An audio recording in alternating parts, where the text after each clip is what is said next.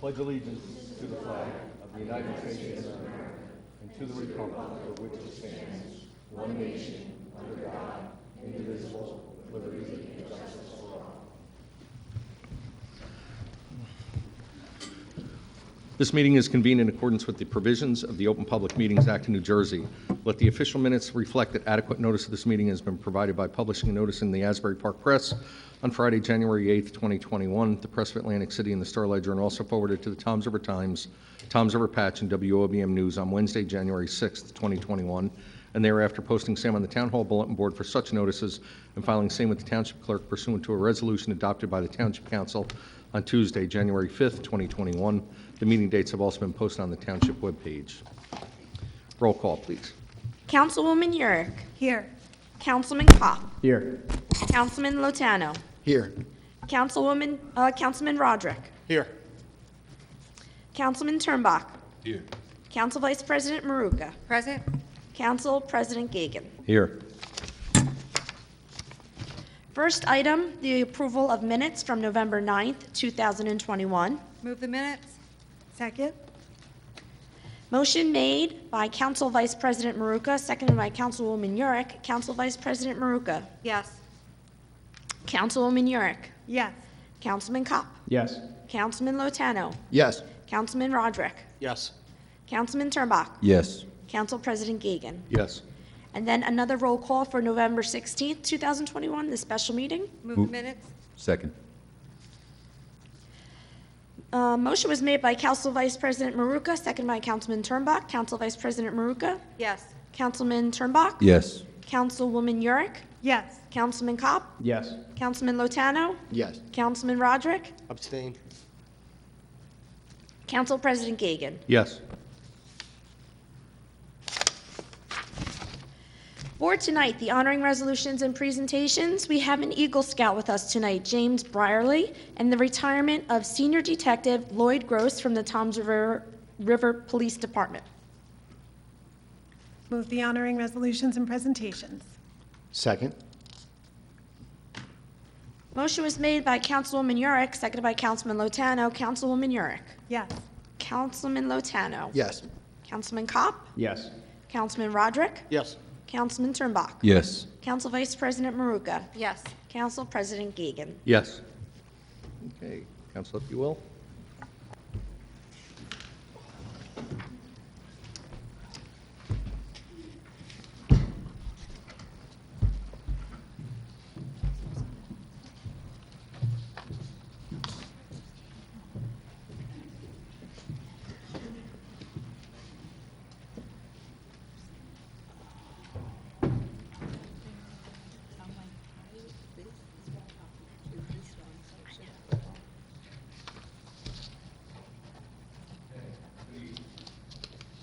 Tonight, we have a Eagle Scout Award.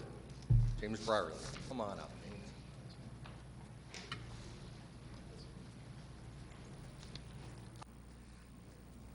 Right, front center. Okay, so congratulations on attaining the rank of Eagle Scout. It's quite an accomplishment. You started Cub Scouts at the age of 5 when you were in the first grade at Cedar Grove Elementary School and participated in Scouts for 11 years. In your journey to Eagle Scout, you've earned 41 merit badges and served as Troop 20's chaplain aide, patrol leader, and troop guide. While attending a Township Council meeting in March of 2019, when we started the Code Blue program, you were inspired to provide over 200 bags of socks, blankets, hand warmers, gloves, hats, and personal hygiene kits for our homeless guests as your Eagle Scout project. Your community and school activities are impressive to say the least. While participating in the 3 sports, football, ice hockey, and volleyball, you're enrolled in the Business Academy Entrepreneurship Program. You have earned the high honor roll for your each marking period. Congratulations. You're a member of the Future Business Leaders of America, and you are conducting research with Growing Beyond Earth, a classroom-based project in partnership with NASA. You have been nominated for Boys State, demonstrating your leadership abilities at Toms River High School South. You have a very impressive academic and athletic record of accomplishments. Your compassion and commitment to our community was demonstrated by your choice of your Eagle Scout project. And you have exhibited all the leadership qualities of an Eagle Scout, and I have every confidence you'll become one of the future leaders of our community and country. I wish you very success in your career. Again, congratulations.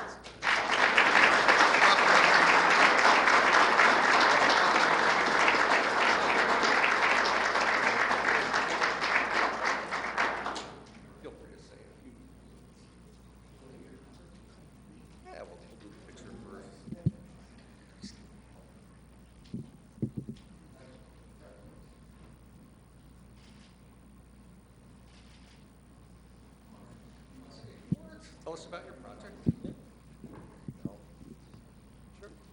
Like I said before, I was mainly inspired by the council members talking about Code Blue. I found it something we didn't really know about. I'd like to raise awareness for my one of my projects. I'd like to do something about it too, beyond raising awareness. I wanted to be that person. So. Very good. Actions speak louder than words. Thank you very much.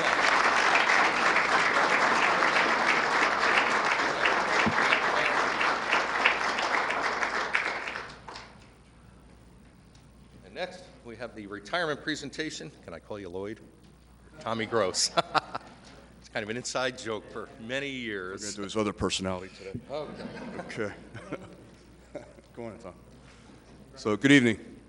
We're here to honor the retirement, the first of many. Naturally, people get hired in groups, and now we're seeing that group, and Tom is the first. Tom became senior detective within the police department.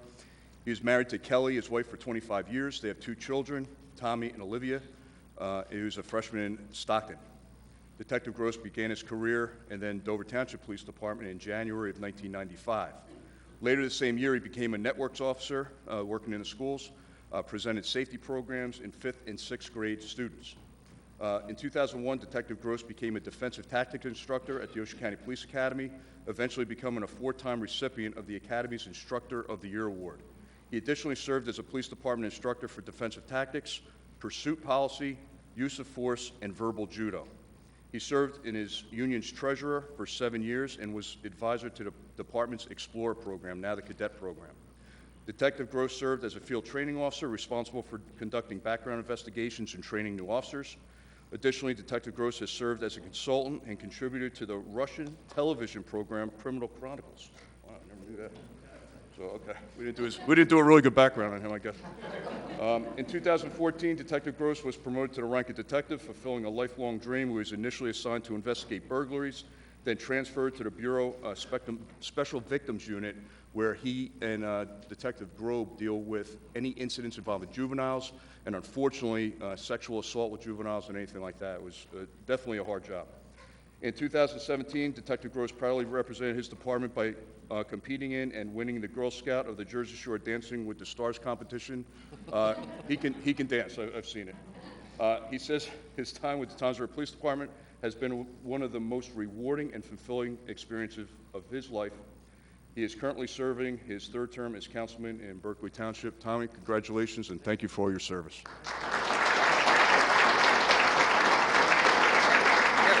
Mayor and council, the clock. I should probably thank my family for the last 27 years, because doing this job, you bring home some crap you see at work, and it's not, fun. Thank the mayor and council for the support. Otherwise, the police department wouldn't be what it is. And 80% of that bio this guy's responsible for. So he made me dance, kind of, but I enjoyed it. After the 3rd time asking me, I felt a little compelled. All the instructing I did, I mean, really, 80% of it, he had faith in me and said, hey, we need a hand. Can you do this? You guys are lucky to have him as a chief. You really, really are. So thank you. That's it. Thank you. Thank you, guys.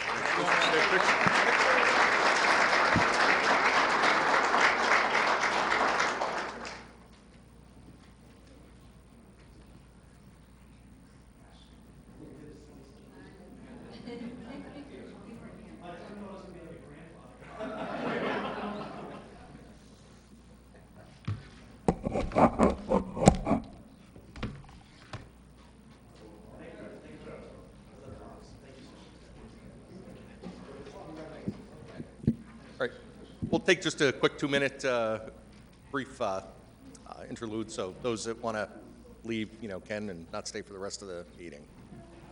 Thank you.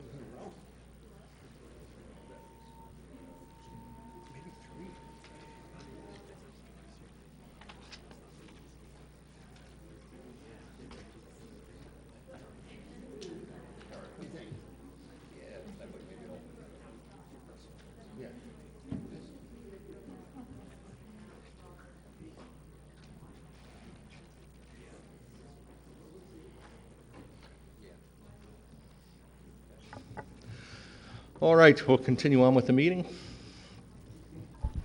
Okay. Continuing on, item number 7 is an ordinance of the Township Council of the Township of Toms River, Ocean County, New Jersey, repealing Section 7, expiration of Chapter 234, Cannabis Regulations of the Township Code to repeal the expiration date for the general prohibition against the operation of cannabis establishments, distributors, and delivery services in the township. This is a final reading. I'm going to ask our Township Attorney, Mr. Merlino, to explain what the sunset clause exactly is and how we got to here. Sure, sure, Council President.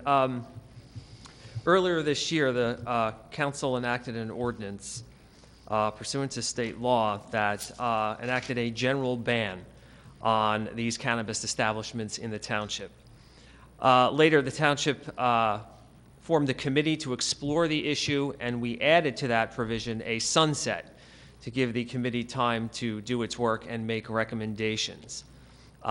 This ordinance that's on tonight repeals the sunset provision that we added, and the effect of it would be to leave the general ban in place for the foreseeable future. Okay, thank you. This is the final read. Does any member of the public wish to be heard? I should add. One moment. Sorry, I'm I sorry. should add one thing to that this ordinance, the one that's on the agenda tonight and the ones that we've acted previously pertain to recreational marijuana. Okay, thank you. Yes, Ms. Singer, if you would step up to the mic, state your name and address for the record, please. Good evening. My name is Lori Singer. I live at 113 Garfield Avenue. Before I begin, I just want to say that any views that I express don't necessarily reflect the views of any companies and/or individuals I have business or personal relationships with, or any organizations that I'm affiliated with. I'm here exercising my free speech as a resident and constituent of Toms River. I am very disappointed in the action of the town council putting this ordinance forward again that bans cannabis businesses from operating in Toms River. The complacency of serving the actual needs of the township and the procrastination of establishing policies for marijuana industry in our township is alarming and disheartening. This council isn't accommodating the wants and needs of this township. You have selected a cannabis committee, handpicked each members of this committee. You chose representatives that are experts in their field. The Toms River Police Department, the Ocean County Health Department, Toms River Drug and School Counselors, industry leaders that all made their recommendations on what cannabis policy should look like for our township. And this ordinance completely disregards the time and expertise offered for your committee that you implemented. Passing this ordinance subjects Toms River to more lawsuits from medical marijuana patients. Each person sitting on this dais that is waiting to vote yes is literally standing in the way of medical marijuana patients from having accessibility to their medicine. Surely this goes against the rights of medical accessibility. Who are you to dig your heels into the ground and not allow anyone to have access to their medicine? This council has procrastinated long enough. This ordinance is another lazy move by council to delay marijuana policy. Your time is up. I've been speaking in front of this council about safe accessibility to cannabis since 2018. This council has changed members and will continue to change members.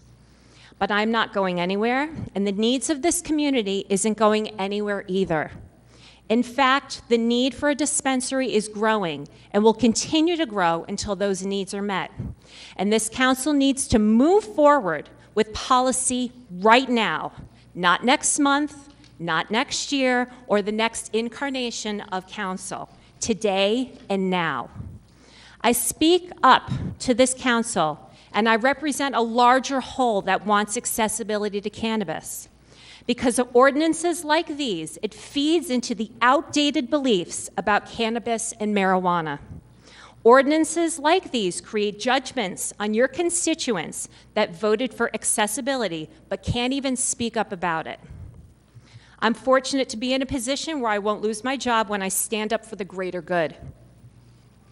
I've said before that I'm a recreational user. My 20 years of yoga experience has helped me navigate the discipline of moderation, not just with marijuana, but in all aspects of my life.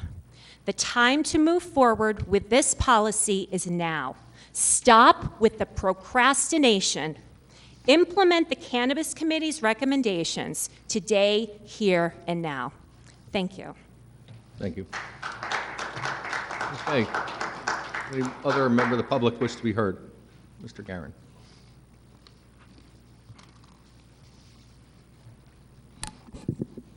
I just have an additional question also. State your name and address for the record, please. I've only been doing this 6 months, sorry. Ken Gaugran, Gaugran, 1204 Fellowship Court in Toms River. So the question, I believe this would be aimed at Attorney Merlino. So the original bill that was passed, the original ban that also included the sunset clause, was passed before the August 21st, I believe it was, deadline. That would say we'd have to opt in or opt out of it. That being said, when we added that clause in, we essentially added that the ban would end on December 31st. Now that that deadline has passed, the state deadline, are we still legally able to pull away from December 31st deadline? I believe so, yes. Okay. I do, yeah, yes, we are. So, My opinion is that we are. okay. So that was just a further question I wanted clarification on. In addition to this also, I think this is kind of disappointing that we are pushing this along because I went to a couple of the committee meetings. And I'll also say that Councilwoman Hurrick and Councilman Gagan, I know you guys were there for a majority of them. There was also people there that were trying to crash these meetings, and the committee moved on and kept trying to get something out. I was there for a couple of them.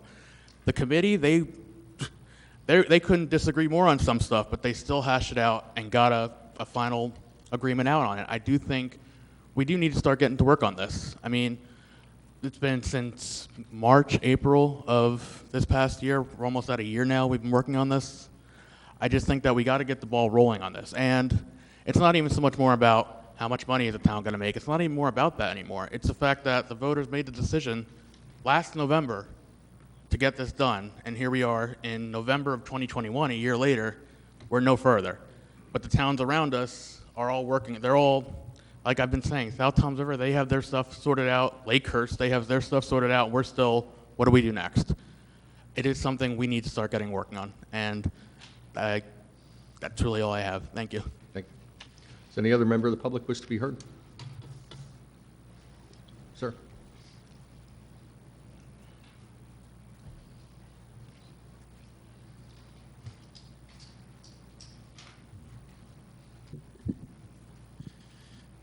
Bryce Morgan, B-R-I-C-E. Got some notes tonight because I want to make sure that I don't let the emotions get the best of me. So, Excuse me, sir, your street? Russo. First, I want to congratulate the Board of Ed members that won their seats despite Daniel Rodgick's vile, disgusting, and abhorrent behavior. I'm can allowed, do that this at- is my 5 minutes, right? Well, this is This is my about 5 this minutes? ordinance. You can have that on the end, if you would, please. I want to start there. Is that all right with you? Well, No, The- it's not. This is public comment on this ordinance.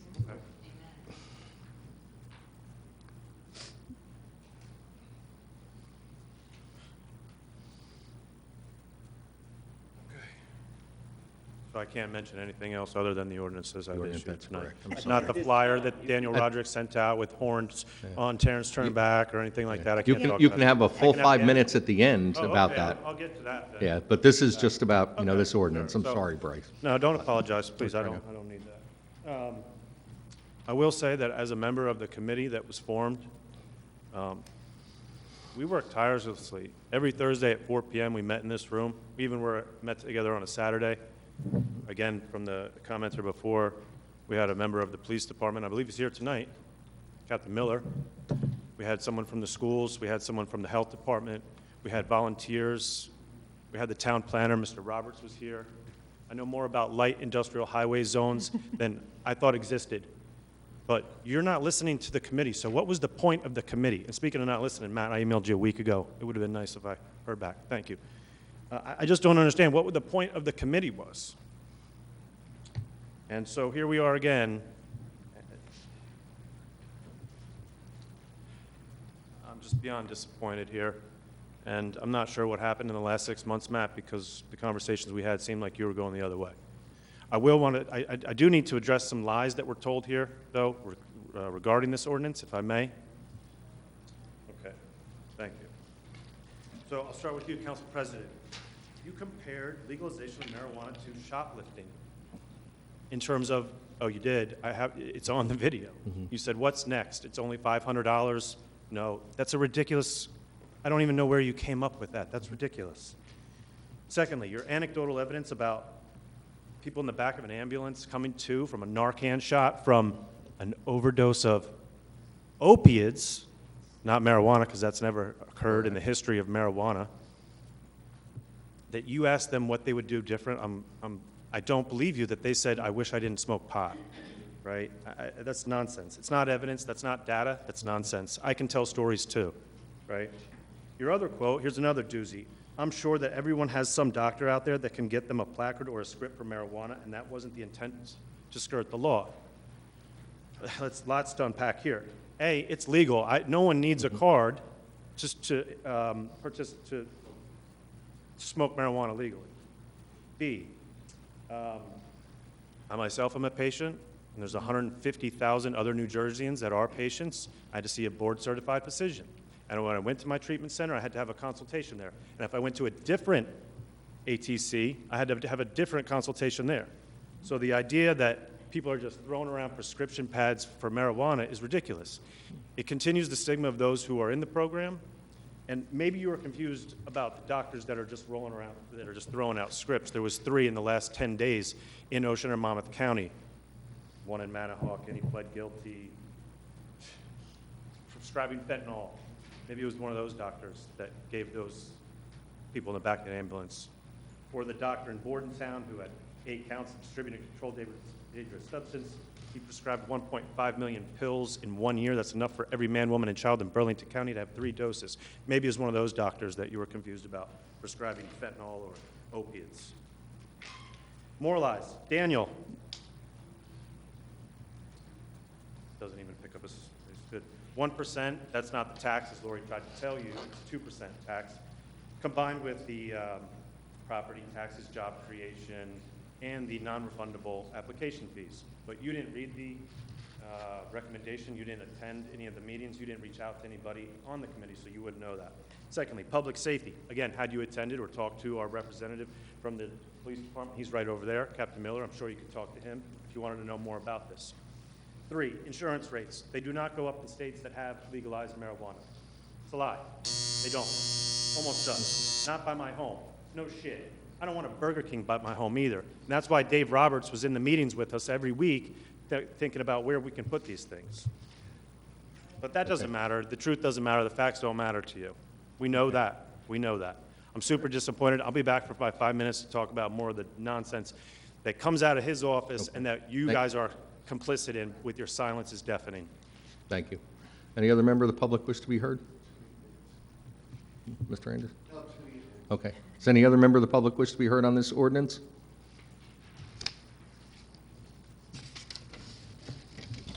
Yes, sir. My name is Edward Lefty Grimes. I'm with SativaCross.org. We're a 501c3 advocating for disabled vets cannabis patients. Your address, sir. 84 Hanover Road, East Hanover. I drove a long way in pain to be here. And I can prove that you have no compassion for our disabled vets. I have two reasons why. And the fact that I had to drive down here and you don't allow online meetings anymore, well, you know, I had friends in a deathbed that can't take part with this meeting. And why wouldn't you want to hear from someone in a deathbed? Why wouldn't you want to hear from a cannabis patient, a stage 4 cancer patient? I think that you don't want these people to be heard. For years, disabled people have been asking for online council meetings, online churches, online schools, and you gave it to healthy people for 19 months. And now disabled people are asking for that same thing, and you don't give it to us. Why? Why can't we have online meetings? Disgusted. So disabled vets left out. Where's your compassion for our vets? The Taliban treats our vets better than Tom's River because the Taliban is compelled by the Geneva Convention to give medicine to the troops. You have taken medicine away from our troops, disabled vets who have guns in their mouths, ready to kill themselves, and you've taken their medicine away. Why? Disrupting the supply chain of medicine to the troops is a wartime move. Who are you at war with? Why are you at war with them? These are sick and dying people that I'm representing. I'm here yelling for them because they're home on their deathbeds dying with guns in their mouths, cancer, epilepsy, all kinds of diseases in this town. How far do you expect people to go in their wheelchairs? Have you ever spent a day in a wheelchair, Daniel? Will you? Will you spend a day in a wheelchair? I actually was the one council member that asked to extend and continue having online participation. It's in the public record. No one else Okay. wanted to support. Well, thank you for that. Yeah, I advocated for that, sir. Well, we need to, Yeah, why don't you're- you all spend a day in a wheelchair? Because let me tell you something, when people have cancer or people are disabled, they're in wheelchairs, you tell me how easy it is to go get your medicine. You got to get a car. First of all, these disabled people, they don't have much money. We're on fixed incomes. You expect them to just jump in a car and go somewhere 40, 50 miles away. Our friend Jeff had to drive an hour and a half for his medicine. Ridiculous. No compassion. I'm absolutely disgusted. I need you to think about the vets.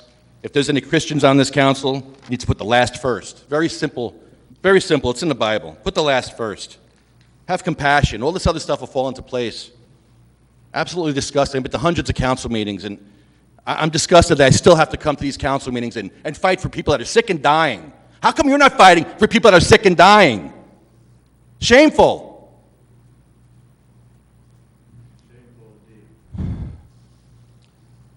They went with songs to the battle. They were young, straight of limb, true of eye, steady and aglow. They were staunch to the end against odds uncounted. They fell with their faces to the foe. They shall grow not old, as we that are left grow old. Age shall not weary them, nor the years condemn. At the going down of the sun and in the morning, we will remember them. Thank you. Thank you. Any other member of the public wish to be heard? Is any other member of the public? Yes, ma'am.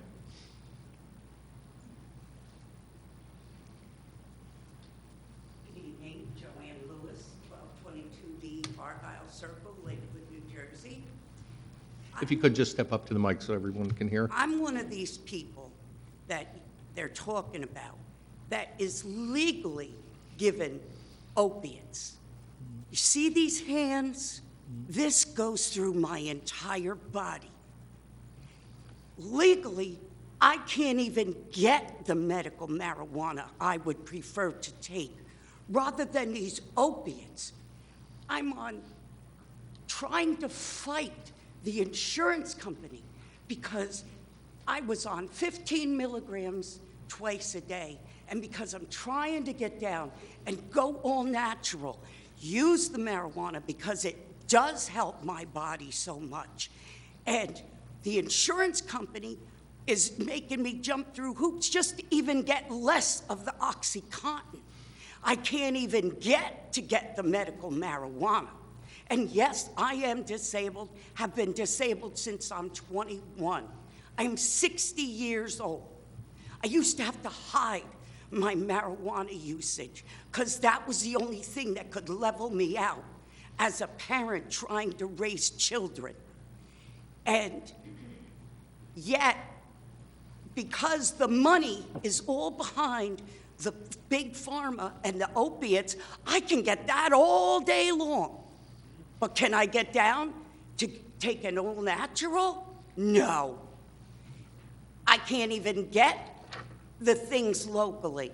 And I have to feel like I'm a criminal because I have to call somebody and get medicine brought to me that I can't go and get somewhere in the light of day.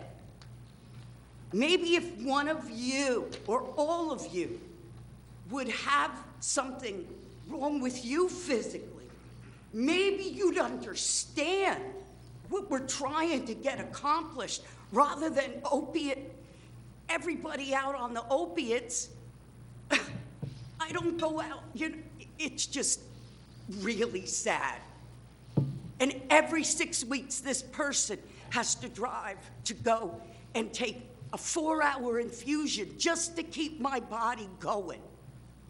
And there's so many others that want natural things rather than putting these narcotics in our body that destroy our gums, our teeth. We hurt. And then if we can't get our medicine filled on time, then we go through the withdrawals. Do any of you know what that feels like? Well, maybe you would understand that. I'm real, I'm standing in front of you. We need help. We need natural help.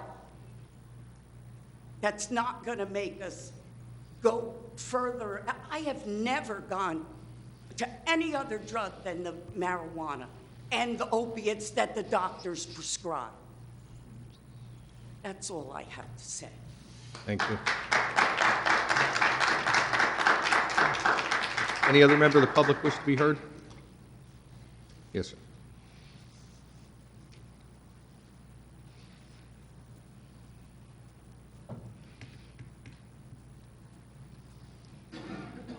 Steven Zeno, 44 Toothacre Road. 44 what? Toothacre Road. Where's that? What town? That's where I live. Oh, Orly Beach. Okay. I didn't hear the road. So Mr. Gohegan, Delmuth? Kevin, so you said you were on the fence, but you agreed to oppose this because of other people overdosing on drugs. So like, what drugs were they overdosing on that made you oppose this bill? As I said, yes, I was on the fence. And Yeah, what drugs were you? I can answer, Bryce, thank you. Yes, Mike. Yes, I've been on a number of heroin overdoses. A lot of them will tell you to go pound salt and don't want anything to do with police, EMS, follow up with the hospital, try to get them into rehab. Those that do talk to you, Okay. sometimes you feel for them and what got them in that position where they're at. Okay, but And what you does that know- have to do with marijuana? A number of them said that's where it started. I'm sorry? A number of them said that's where it started. They didn't wake But up one day. What do those drugs have to do with marijuana? They'd wish that their parents were a little bit tougher on them. They wish that the cop would have ripped up, instead of ripping up the joint and let it blow in the wind, that they actually took some action. Okay, so how many people in the town have to vote for this? 65% is not enough? How many more need it? Like, who are you working for, the people or who? We do. We work for the people, Well, absolutely. 65% of the town wants this. Mhm. So how many more need to vote for this? Well, I think What's it the was. number? That I don't have That's the not answer enough. to. That's way more than half. Mhm. How many more people do you need? Well, again, this is about recreational marijuana. Okay. I've heard a lot I know about that's medical what they voted. marijuana, totally 65% different subject. voted for this. Excuse me? 65% of the people on Toms River voted for this. Mhm. So how many more do you need? That I can't answer. Okay. That's all I have to say. Okay, thank you. Does any other member of the public have any comments?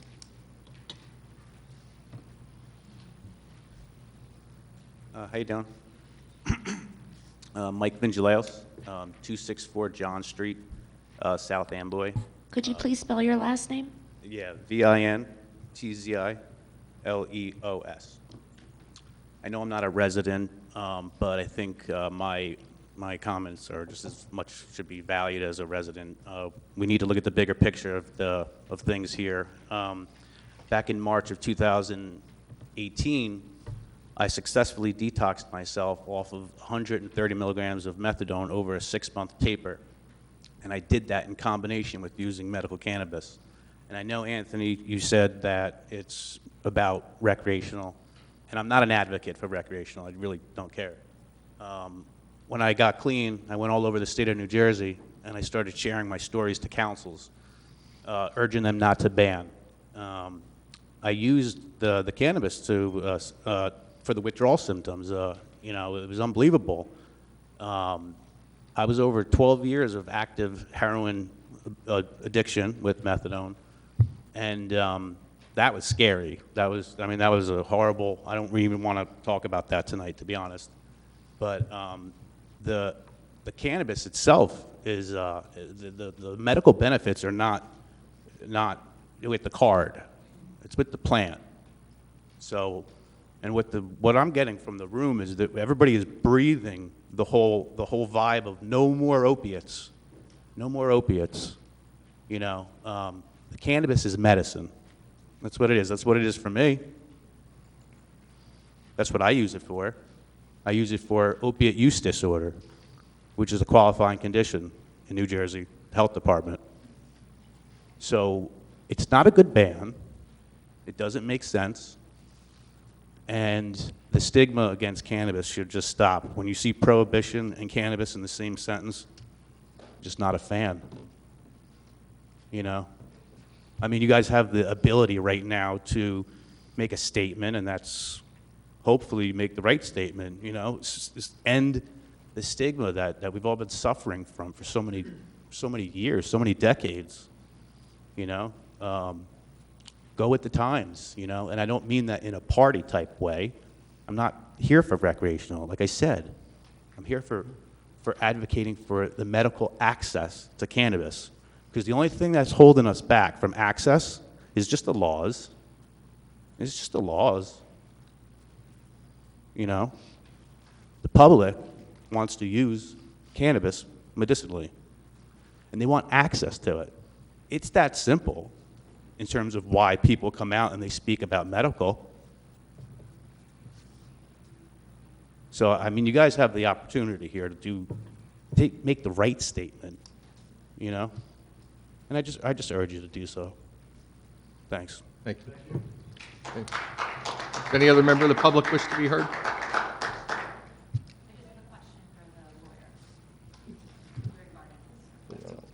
Okay, as long as, is there anybody else that wants to be heard first? Okay.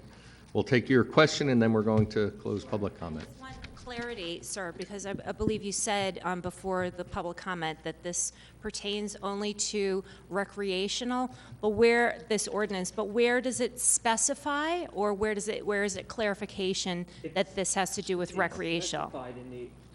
In the ordinance, it's specified in the ordinance itself. The ordinance, Chapter 234, adopts the definition in the state law, which pertains only to recreational marijuana. This legislation does not encompass medical marijuana. Medical marijuana is totally separate. Council can go ahead, if they choose to, in the next council, and adopt a plan to allow medical marijuana in the town. But this particular legislation only deals with recreation. So the last ordinance that had the sunset date in it, did that have clarification that that was only specifically for recreational? As cannabis is defined in that ordinance, applies only to recreational because it adopts verbatim the state law, which defines recreational cannabis. Because it's not quite clear. It doesn't really say that from what I've read and from what I'm reading here. It doesn't. This just says to me, and I'm reading it here, this is a general prohibition against operation of cannabis establishes distributors and delivery services in the township. That doesn't say anything Right, and all about of those establishments, the distributors, delivery services, those all come out of the recreational marijuana statute. Those terms are specific to that statute. Okay, so I just want to be clear that if this is voted through, that does not prohibit This medical legislation dispensaries. does not apply to medical. Right now, medical is dealt with under our zoning code. So going forward, if there is consensus among the elected officials to implement medical marijuana, then it would require an amendment to the current zoning code. But this legislation that's on the agenda tonight pertains Can we only just to clarify recreation. that statement? Medical marijuana is not an allowable use in any zone within Toms River. Currently, that's So it is correct. currently not legal. So we don't have to ban medical marijuana because it's already not legal. So, That's correct. How long of a time frame, Mr. Merlino, would something like that take in order to change? You mean in terms of Allowing potentially medical. allowing medical marijuana? That would be a process. It's an entirely separate statute, an entirely separate regime, and a lot of decisions have to be made as to where those facilities would be located in town, what type of application process we'd have to implement, what types of fees would be, we would, if any, that the town would charge.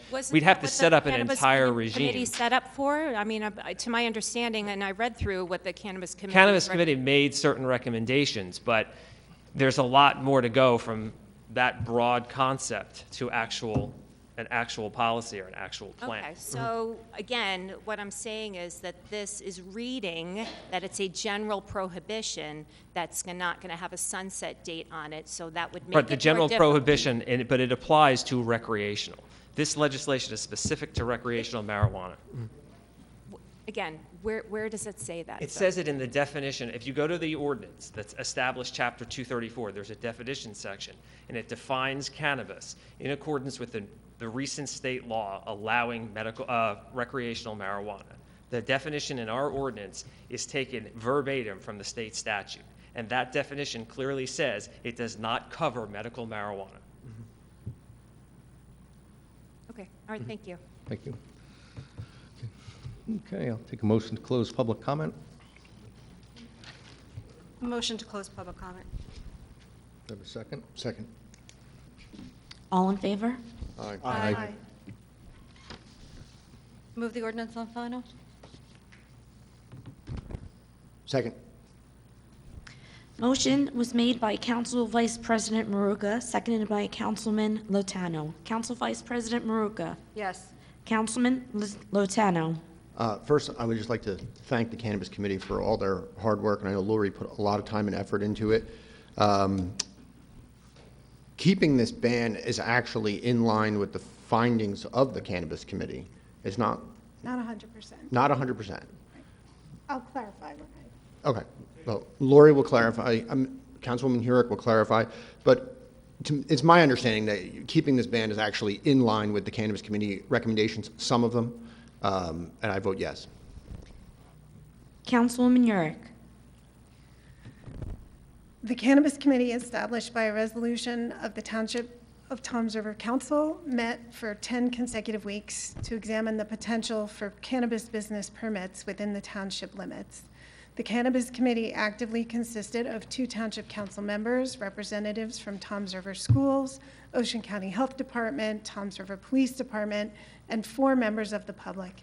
Additionally, the Cannabis Committee received guidance and advice from subject matter experts in the cannabis business, in other controlled substances businesses, and as well as our own planner, Dave Roberts, without whom an informed conclusion could not have been possible. The council will notice that the committee voted on and made recommendations for medical marijuana in addition to non-medical adult use cannabis. The committee found that the discussion of medical marijuana was inevitable during a meaningful discussion of non-medical adult use cannabis, and during that discussion discovered that while medical marijuana has been legal within the state of New Jersey for over 10 years, the zoning for same has not been addressed by the Township Council.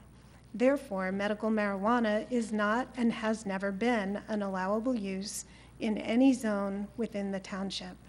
Subsequently, to date, all applications for medical marijuana facilities or alternative treatment centers, as named in the legislation, have been rejected by the township.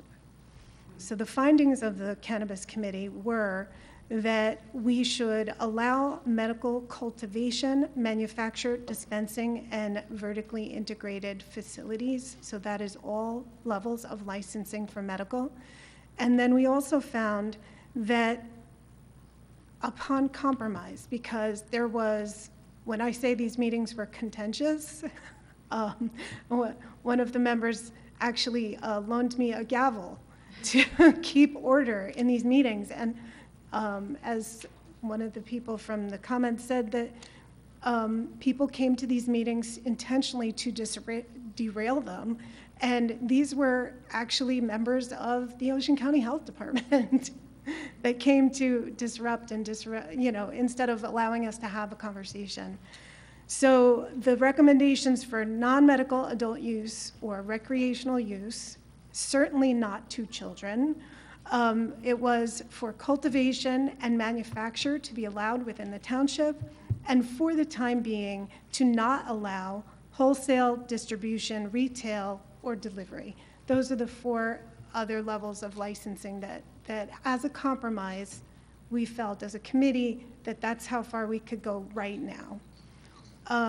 So what the committee did was we took ordinances from other townships within the state of New Jersey who were working within the laws of the state of New Jersey, and we modified them to be to fit Toms River, and we actually presented them. So while, yes, there's more work to do to actually craft it into an ordinance for us to pass, a lot of that work was done by this committee. We put a lot of time and effort into it, and we made recommendations not only for an ordinance for recreational cannabis, but also for an ordinance for medical marijuana. And we also developed a merit-based system for which those licenses could be applied. So for those who are interested in the money, to clarify, a municipality may adopt an ordinance imposing a transfer tax on the sale of cannabis items by a cannabis establishment that is located in the municipality. Those taxes shall not exceed 2% of receipts from each sale by a cannabis cultivator, 2% of the receipts from each sale by a cannabis manufacturer, 1% of the receipts from each sale by a cannabis wholesaler, and 2% of the receipts from each sale by a cannabis retailer. So not only is it more than 1% of the retail, but it would actually, you'd be taxing that same marijuana, you could theoretically tax it 4 separate times, 2% for each transfer, and then 1% for the wholesale, which is not to consumers. So to clarify, there would be some money involved, probably not a whole lot, but the Cannabis Committee also recommended how to distribute those funds. 20% to drug abuse prevention and education within Toms River Township, 20% to the Toms River Regional School District for co-curricular activities, 20% to the Toms River Township Parks and Recreation, 20% to the Toms River Township Police Department, and 20% to the Toms River Township General Fund for us to improve the township in any way we could. So we put so much work into this. There was compromise. We weren't talking about legalizing retail at this time. We also put in provisions to mitigate juvenile use, and absolutely no advertising to juvenile, no packaging. Even the signage would be very limited. But still, we presented this in September to the council. No movement was made on medical, and no movement was made on or the movement that was made on recreational was just to ignore the findings. So I vote no. Councilman Kopp. I need to abstain due to a conflict I have with my enlistment in the Army, United States Army Reserves. Councilman Roderick. Yes. Councilman Turnbach. I also have to abstain, but I do want to thank Councilwoman York and all of the individuals that worked tirelessly to bring forward the reports. And we had asked at great length about the medical marijuana, and my understanding is that that wasn't part of this. And to the gentleman that just spoke, I'm not going to be here after December, but I would implore this council to begin the process of moving forward to allow for the medical dispensaries, because we've had countless veterans come before us and countless people who are ill, who are traveling an hour, hour and a half to get medicine that is deemed legal. And I'm a criminal defense attorney. A lot's been made about that. And I've seen the ill effects of opiates and fentanyl on people, and I've seen how medical marijuana can help. So I think it's something that the council moving forward should certainly review and begin that process. And if there was something that could be done before the end of December, I'd be happy to do it. Thank you.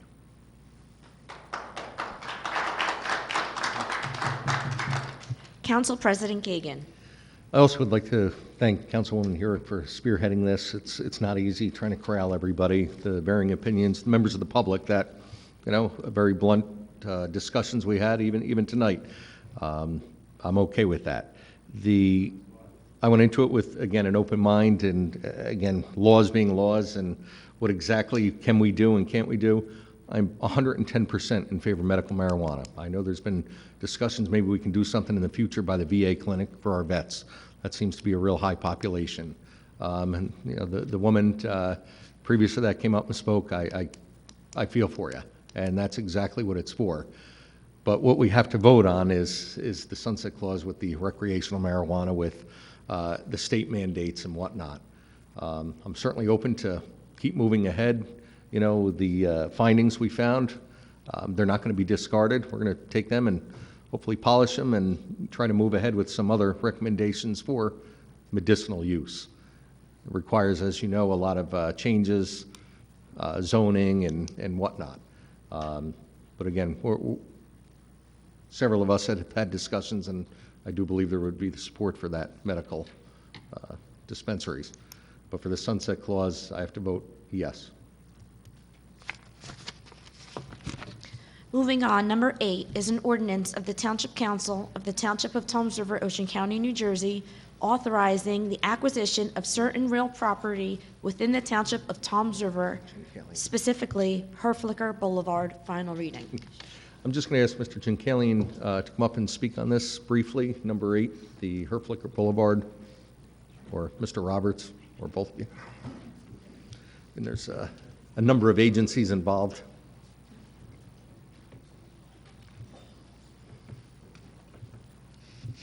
You might be able to answer some of the public's questions before Sure. they ask them. Good evening, everyone.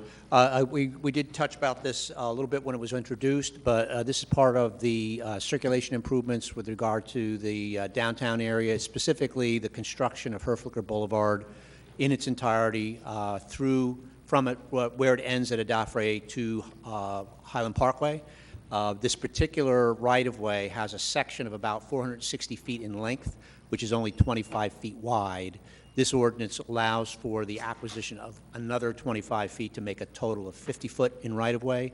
And this ordinance was considered to be the easiest way. There is an agreement with the property owner, but this ordinance allows for the use of what's called a friendly taking, or the eminent domain process, to be able to convey that 25 feet from the property owner to the township to create the 50 foot that we need for the road. And it's important from a time standpoint, because that 50-foot piece of right-of-way of Herflicker Boulevard, which is contaminated, will be remediated next year by New Jersey Natural Gas, which then will allow the road to be constructed in 2023. So that's really what this ordinance does. Thank you. Sure. Hey, does any member of the public have any questions regarding this final read? Mr. Anderson?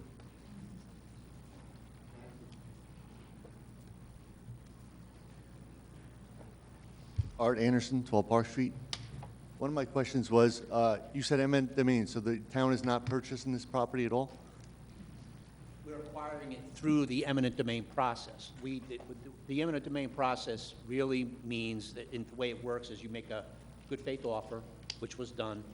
In this case, the property owner counteroffered, There was an agreement on a final price, but then the mechanism of conveying a 25-foot strip of someone's property to another property owner is complicated because a minor subdivision would be awkward. It was decided amongst the attorneys from both sides that the cleanest way to do it would be to finalize the eminent domain process through the court, which then allows that conveyance to take place and merges that 25-foot strip with the 25-foot strip of right-of-way to create 50 feet. So it's really just a legal, technical way to convey the property. The price had already been agreed upon. Shouldn't that price be included in this? Yes. I can't say how the attorneys would write the ordinance, but the process has to be done by ordinance. That's why we're doing it that way, but the purpose of it is to create the 50-foot right-of-way that we need to build a road. They're going to vote on something, you don't know what you don't know what it's costing, right? I don't know what the ordinance says in terms of the cost. I can tell you that the cost has been negotiated. It was based on an appraisal, initial offer based on that appraisal, an adjustment that was acknowledged to the appraisal based on the timing. I could certainly explain it to you in more detail on the side. And I don't think there's any reason not to divulge the agreed-upon price, but it's a strip of property that is 25 feet wide by 460 foot deep, and the agreed-upon price was $120,000, and that will become part of the match for the build project for the downtown improvements. I'm just saying that we sat here, I guess, about 2 months ago with prices and stuff like that, and again, we're talking about giving property up or buying it, and we're never talking about the price so that the public knows. That's all I want to know, is what the value of the property is. Okay, thank you. Does any other member of the public have any questions? Mr. Tremolo.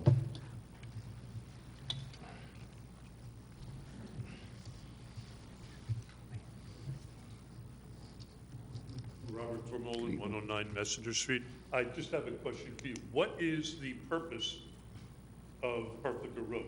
What do you need it for?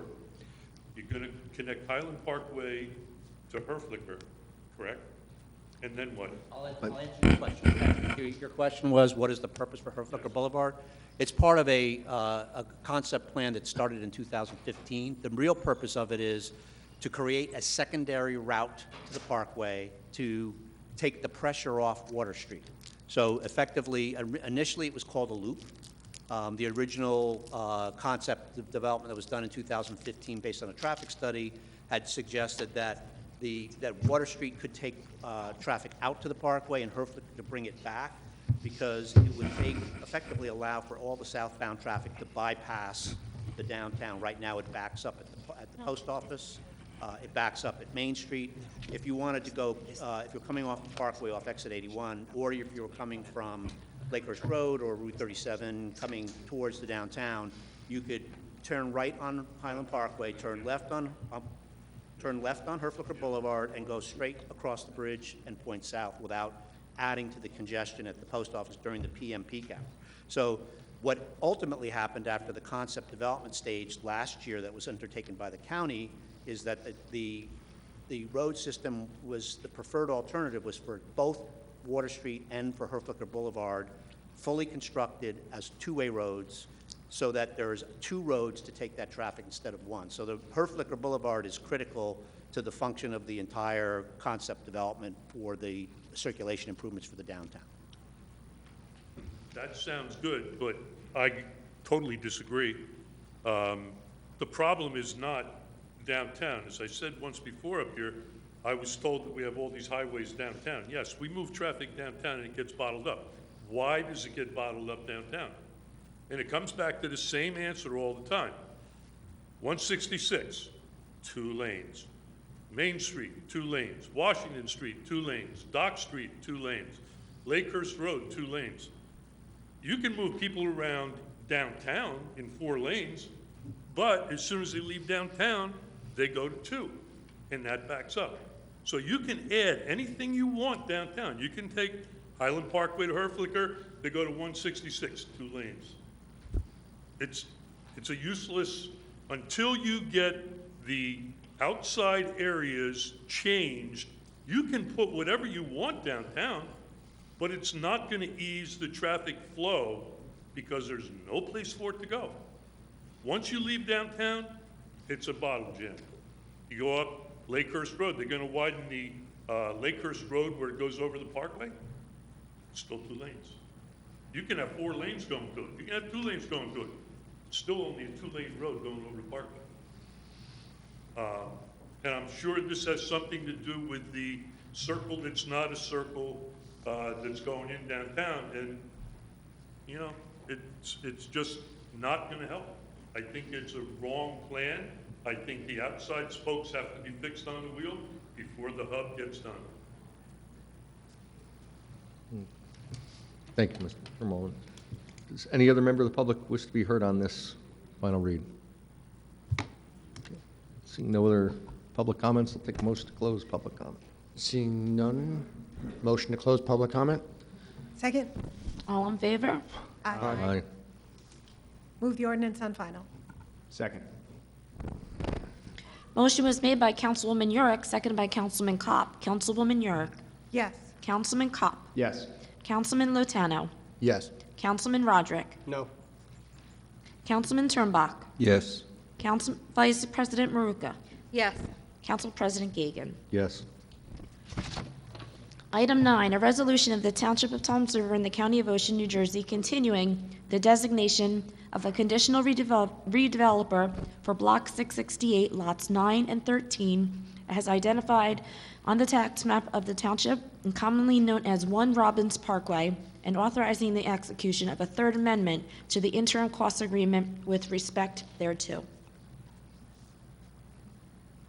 Move the resolution. Second. Motion was made by Council Vice President Maruka, seconded by Councilwoman Yurick. Council Vice President Maruka. Yes. Councilwoman Maruka. Yurick. Yes. Councilman Kopp. Yes. Councilman Lotano. Yes. Councilman Roderick. No. Councilman Turnbach. No. Council President Gagan. Yes.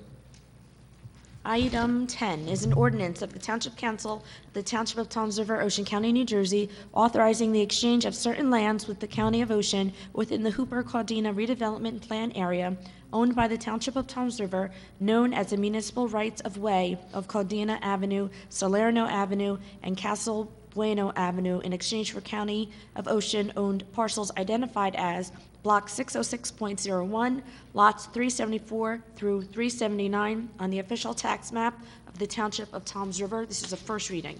Council President, I was just wondering if we can get David Roberts up here to give us Sir. a rundown on this, please.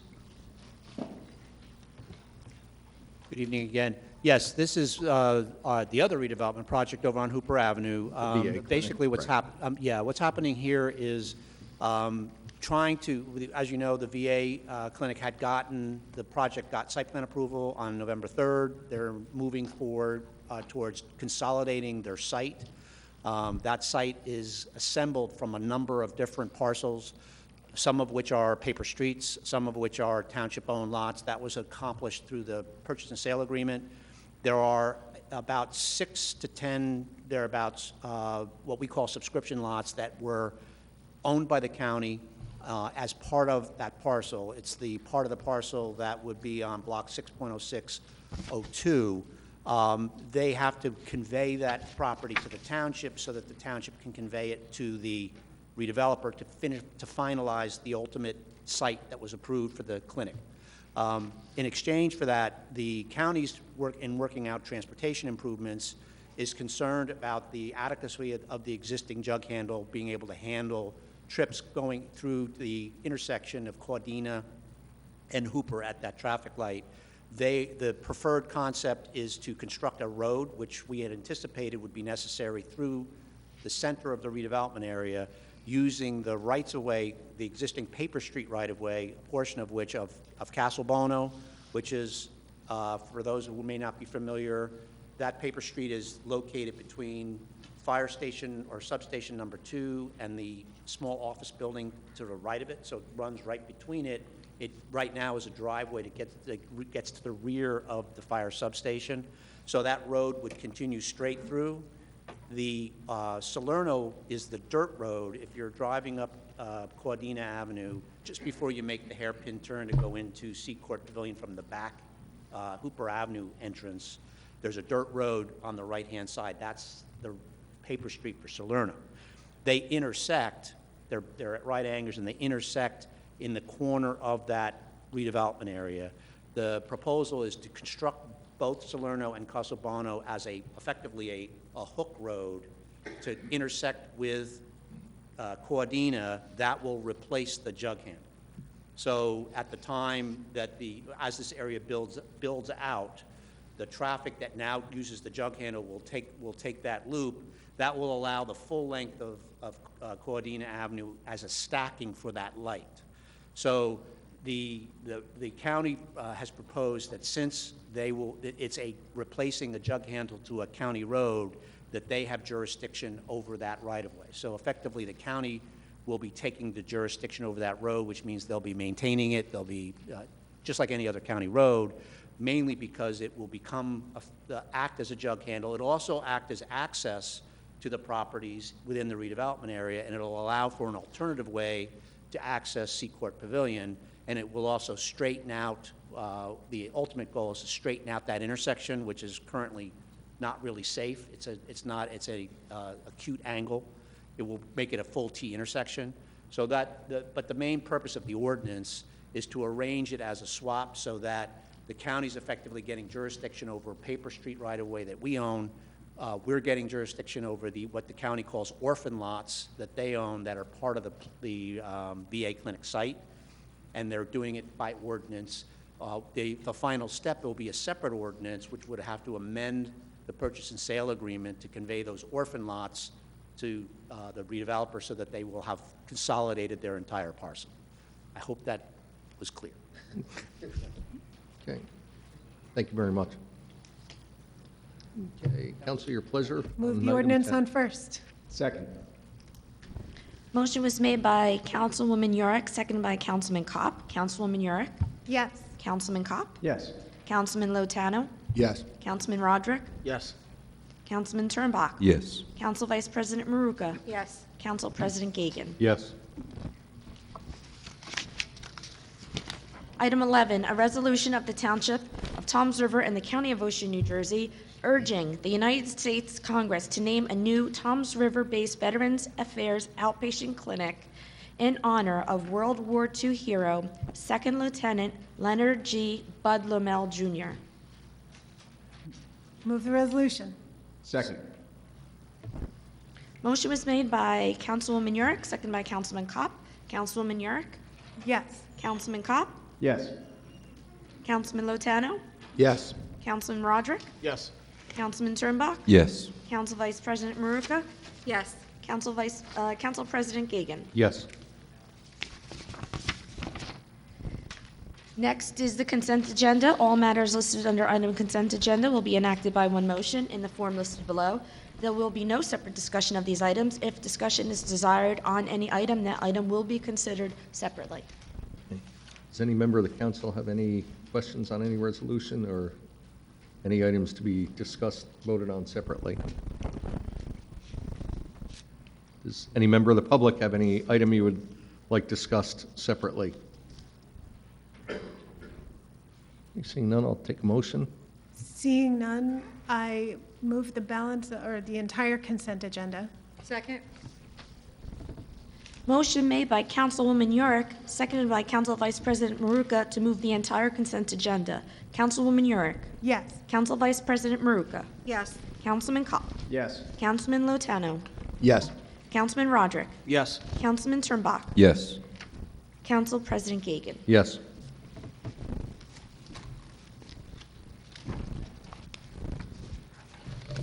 We do not have any reports tonight, so we'll skip to the bills. Move the bill list. Second. Motion made by Councilman Turnbach, seconded by Councilman Lotano. Councilman Turnbach? Abstain from PO 21-6070, payable to magistrates. PO 21-6067, payable to Office of Dasty McGuckin.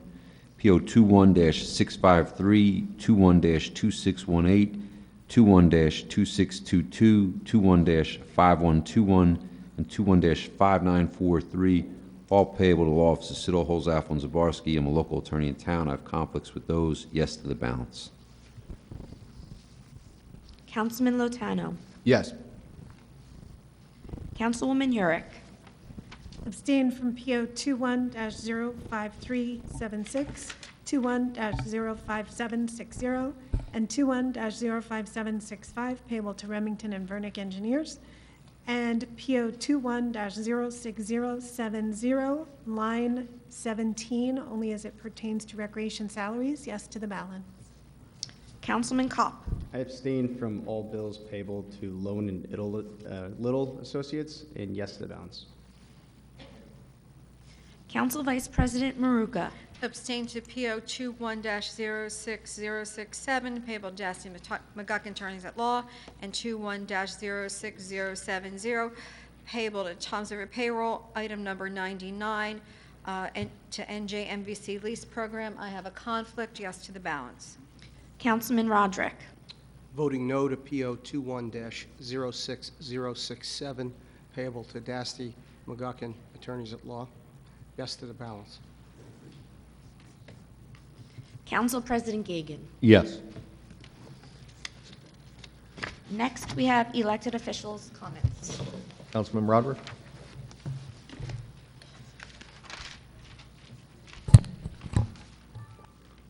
I have nothing for this evening. Councilman Lotano?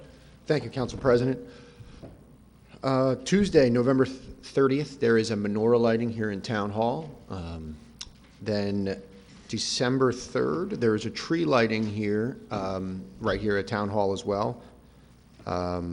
This week is Thanksgiving. I want to wish everybody a happy Thanksgiving. And I want to thank Toms River for the participation in the Veterans Day Parade.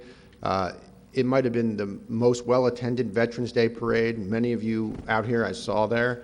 I want to thank the Toms River school system for getting so many children involved. I think it's fantastic to get the youth involved with the veterans.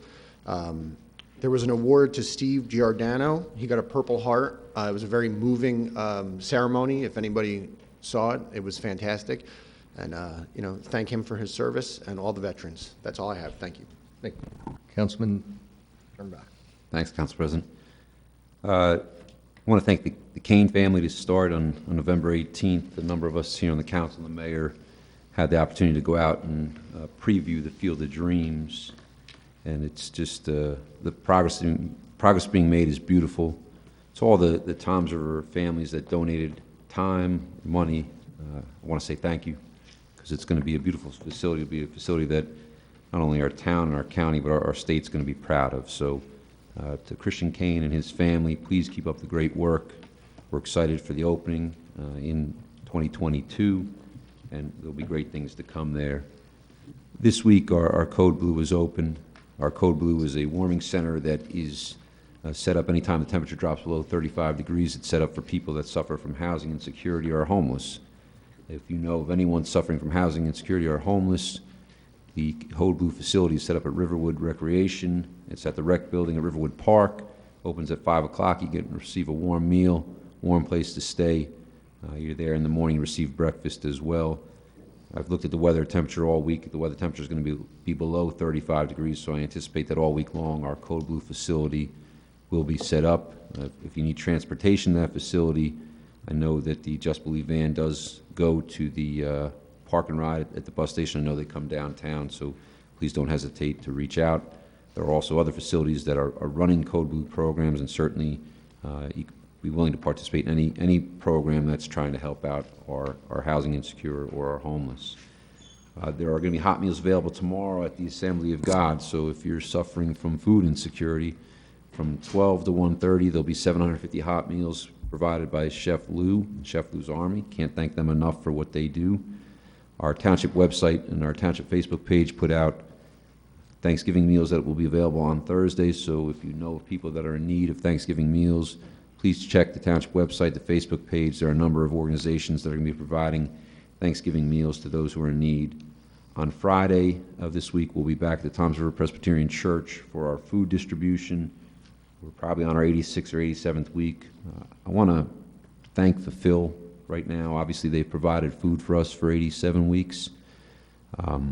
Last week, we gave out over 1,000 turkeys at the Presbyterian Church. It was a very moving day for us. So we had a tremendous amount of volunteers that came out.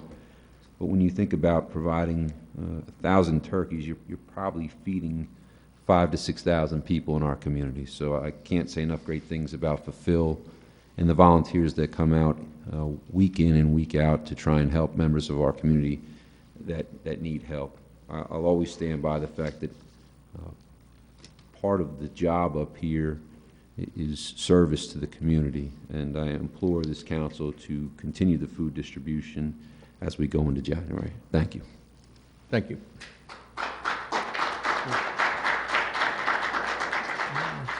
Councilwoman Maruka. Thank you, Council President. I just want to speak a little bit about something that came up at our last council. We had a lot of residents here concerning the substantially damaged homes. I know the mayor and our township engineer have sent out a letter to FEMA asking them to extend the program for those homeowners. I'm not sure, Mr. Amoruso, if you can answer if we had received anything back from FEMA on that. And I know the mayor also had discussions with Congressman Kim. I know I had personally spoken with him as well, and he said he would be willing to do a town hall meeting once we get a little bit of a confirmation from FEMA when they were able to meet, and we'll get our FEMA rep in here. So I think that's something we need to stay on top of. We need to be able to provide some type of relief to the residents, and I would urge this council, I know we only have a couple meetings left this year, but urge them to, let's try to change our ordinance to reopen that appeal process in some way, shape, or form for the residents to have a chance to appeal their substantially damaged letters for their homes. I don't know if Mr. Chincali, and I'm sorry I didn't speak with you before meeting, or Mr. Amoruso have any kind of an update for us or anything. I know you've probably been getting phone calls and emails left and right since the last meeting. Yes, well, as you know, the mayor issued the letter, I believe it was Tuesday. I followed up with an email to Director Dwell on Thursday. Unfortunately, I have not gotten a response back from him. I'm thinking maybe right after the holidays I'll reach out and try to get a meeting with him again. Just a brief overview, you know, as of right now, the town's not in compliance, but to your point, and I agree, if FEMA grants us the extension, then perhaps we can amend the ordinance to open a limited appeal process. Because the attorney can also point out, FEMA actually has another ordinance they want to adopt, so perhaps while we're being forced to adopt that new ordinance, we can put in a new appeal section, perhaps you know, something that, you know, can help out some of these people that missed their opportunity. Okay. And Mr. Chincali, I would ask if you could reach out to Congressman Kim's office and give him the specific information for Mr. Duell. Is that the rep that with FEMA? Scott Dwell is Scott Dwell, the okay. chief for our region in FEMA, but I can also reach out to Congressman Kim's office. But I would as like well. to say maybe if you could CC them both in the same letter, because Congressman Kim had asked me that and I couldn't answer who our representative was that you deal with directly. It was the letter that the mayor sent was addressed to both of those gentlemen. Yep. Great. Thank you. Just so if we can follow up on something like that, and then I just want to echo what Councilman Turnbuck had said about last Friday. It was very humbling, heartwarming, sometime a little teary-eyed, but I think it was tears of gratitude from the people that were receiving the food, but also from the volunteers that they were able to provide the services that were needed to the families that came to the food drive. And again, thanks so much to Fulfill, because the amount of food that they dropped off last week was incredible, and this community will ever be grateful for them. And then next, I would just like to wish everyone a happy and healthy Thanksgiving, and hopefully we'll see you at the tree lighting ceremony or the menorah lighting ceremony. That's two coming up next week. Thank you very much. Councilwoman Hurek.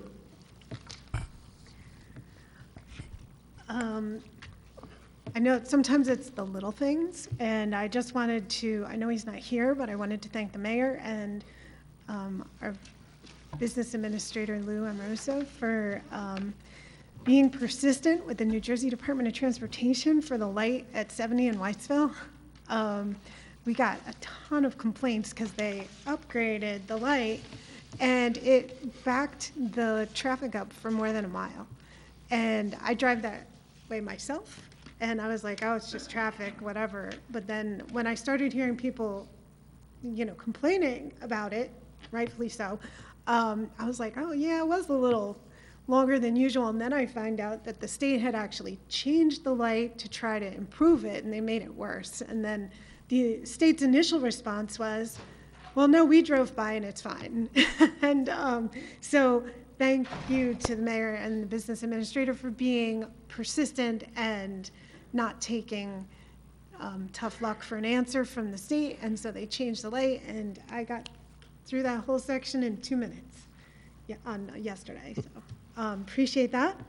And then just everybody else kind of said everything already. It's the Veterans Parade was wonderful this year. It was really fun and such a privilege to witness someone receiving their Purple Heart. It was just really a beautiful ceremony. And then that evening, there was an event at Ocean County College where 4 veterans talked about their service, after the U.S. service, and how they're serving their communities and serving each other as veterans and helping each other get back into society and be productive and successful. And it was a really great event.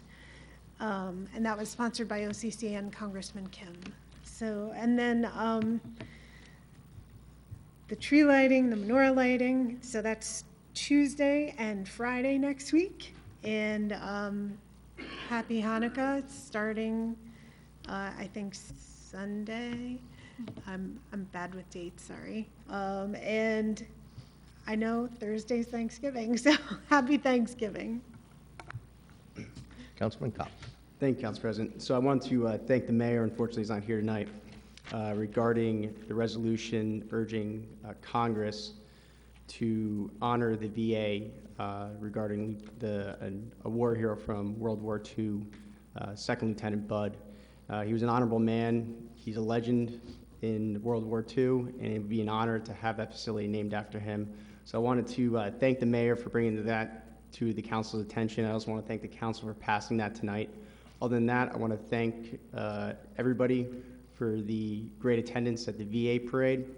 It was very, very emotional for a lot of the vets to see a lot of the students there, along with the high participation there. Unfortunately, I wasn't there due to a work issue, but I was there in spirit for sure. I just want to thank everybody also for participating in council meetings. It's nice to start seeing a larger turnout. It's definitely good to get the residents involved, and we hope to see that moving forward. Other than that, I just want to thank everybody I want to wish everybody a happy and healthy Thanksgiving from my family to yours, and that's all, Council President. Thank you. Again, most council members have said what I wanted to say. I just have to touch on the Veterans Day Parade. It was quite humbling to be present when the Grand Marshal Steve Giordano received a Purple Heart. It's something I was never in attendance for, and it was, you could hear a pin drop, and it was certainly well attended and well received, and an honor. Congratulations, Steve, and to all the vets that participated. Okay, December 5th is the Jingle Bell Run, for those that like to run. Although I'll make an attendance, I'll bring the coffee. I just wanted to remind people in December our meetings start at 5 o'clock. Also attending the Field of Dreams, as Councilman Turnbach had said, I want to thank you for getting the governor on board and getting the money from the state budget to really complete that project. I remember when it was just a concept, when Christian Kane was talking about it, and kudos to him for organizing it and getting all the volunteers there and participants to make it happen, and it's truly unbelievable. If you haven't seen it, go park and take a walk around, especially when it's opened up. In addition, the last thing I have, nobody mentioned, congratulations to Toms River Police Department. The Patch did a nice article for a change. Usually the police don't get good media coverage, but as the safest city A little round of applause in New Jersey. So considering the world events, congratulations. And the only other thing I have is a happy Thanksgiving. Hope everybody has a healthy one, and that's all I have. At this point, I will open it up for public comment. Any members of the public wish to be heard? Yes, ma'am.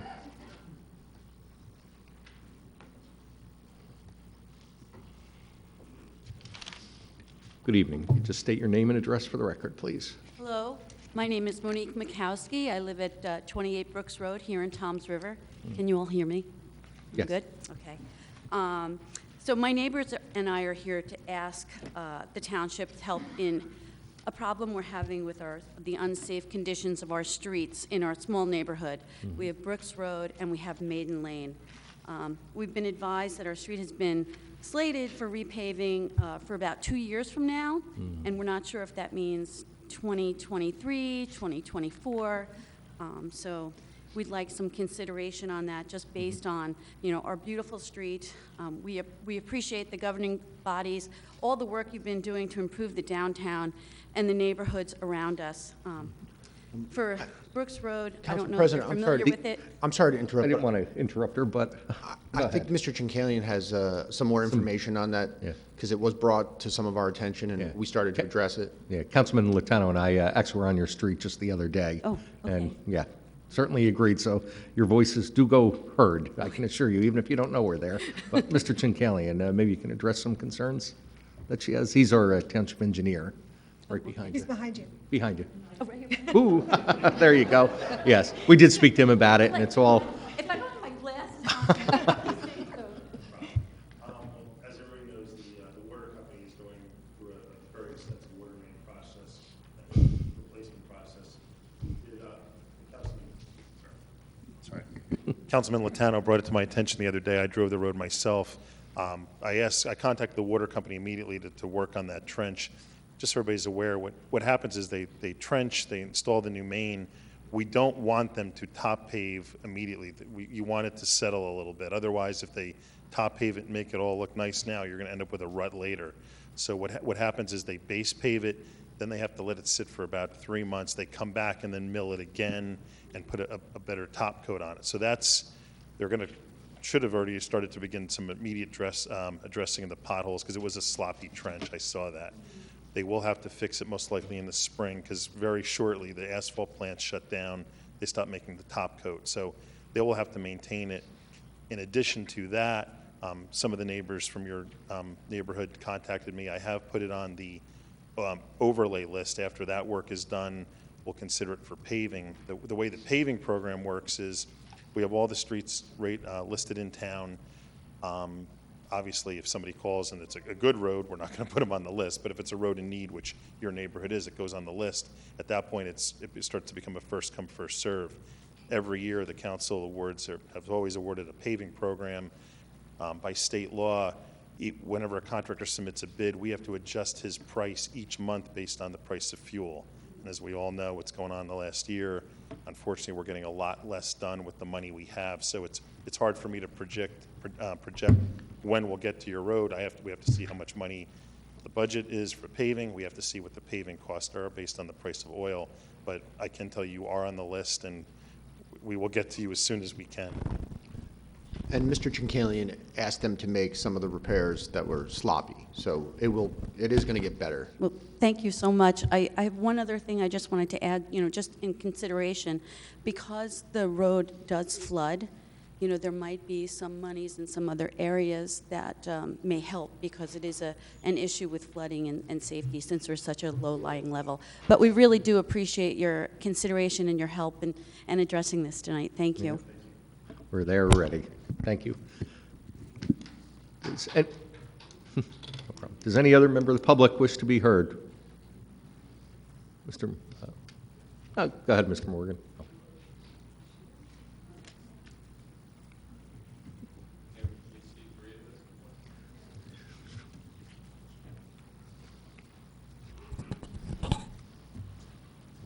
Okay. Whoever the spokesperson is, state your name and address for the record, please. All right, this is Barbara Perks. I'm Laura Perks, and this is my husband, James. We're late to the game. We thank you for your time and your consideration. I'm sorry, what's your address, ma'am? Well, we live at 321 Plainsboro Road Okay. in Plainsboro, New Jersey, but we're here in reference to 34 Neptune Road. In Green The house Island? In Green Island, Okay. yes. The home has been in the family for 62-plus years. One of the first homes built on Green Island, not on Green Island, but on Neptune Road. It is a 2-bedroom, 1-bathroom, galley kitchen bungalow in the still form it's been in with a carport. Anyway, let me look at my notes. We're requesting an extension for the appeal process because the first notice we ever got was November 6th. Okay, certified mail, none other came to the house, nothing in our taxes. We spoke to Wendy, I believe, in the engineering Engineer's department, office. and she informed us that there was stuff sent out, never received it. The first one we got was the certified. There has never been a mailbox on 34 Neptune Road because it's a summer bungalow. It's always been, nobody's lived there year-round for the 62 years. That was the first notification that it was substantially damaged. We had no idea.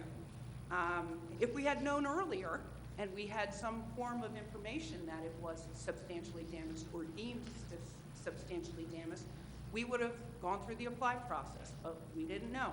This was a shock. Spoke to the assistant township. She said, we got it, we didn't.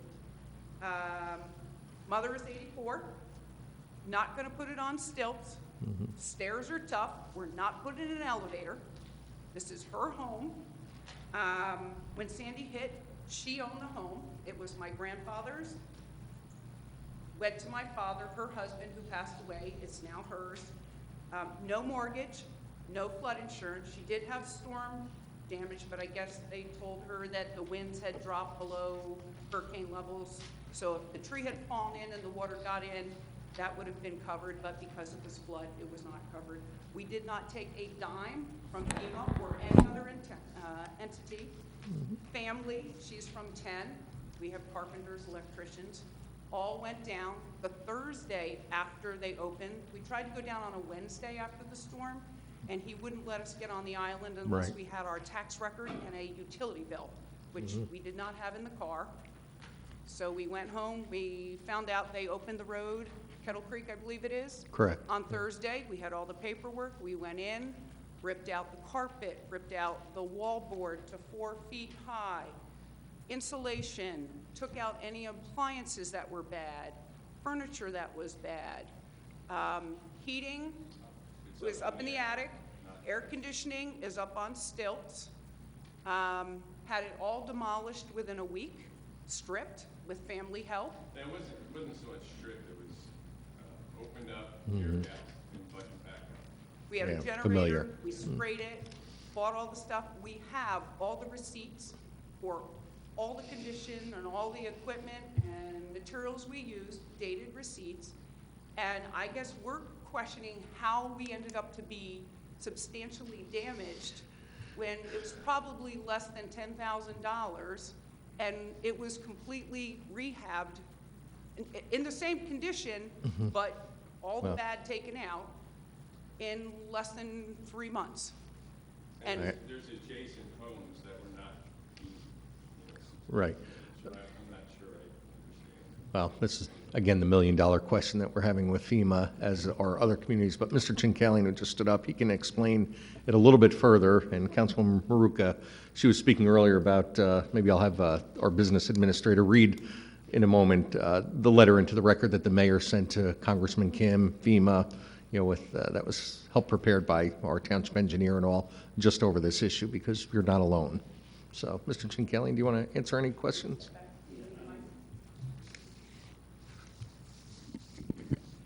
When it comes to the specifics of an application, this is probably better off doing, maybe in my office. Here's my card if you want to contact me to set up a meeting. We gave a presentation at the last meeting without having the file here. It's hard. Yeah, it's hard. Yeah. We sent the letters to the owner of record at the time. A lot of them go to North Jersey addresses. Wherever your tax bill went, that's where we sent the letters to.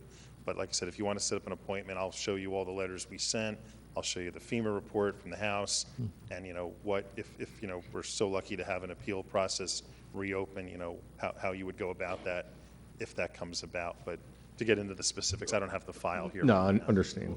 Can I? No, that's fine. Well, If you want to contact Mr. Chincalian, you know, that'd be the best bet. We'll start from there.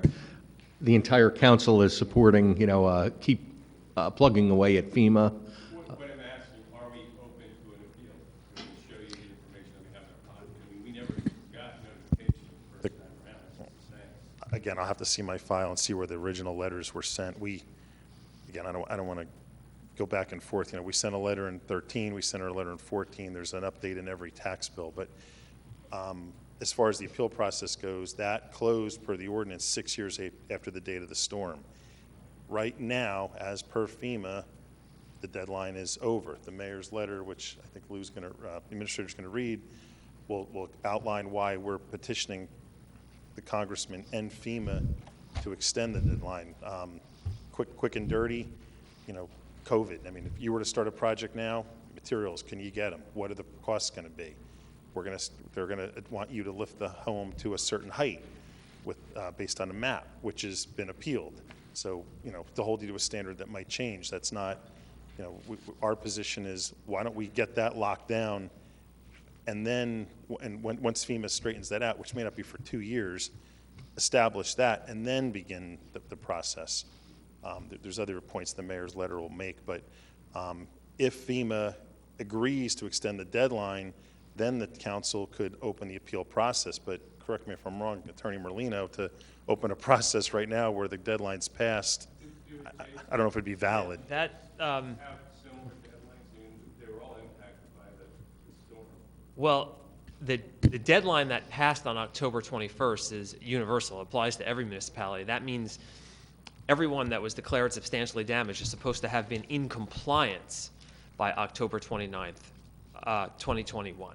So even opening an appeals process now, I don't know that FEMA would even respect a further appeals process, because in FEMA's eyes, you are supposed to be compliant as of this date, or as of now.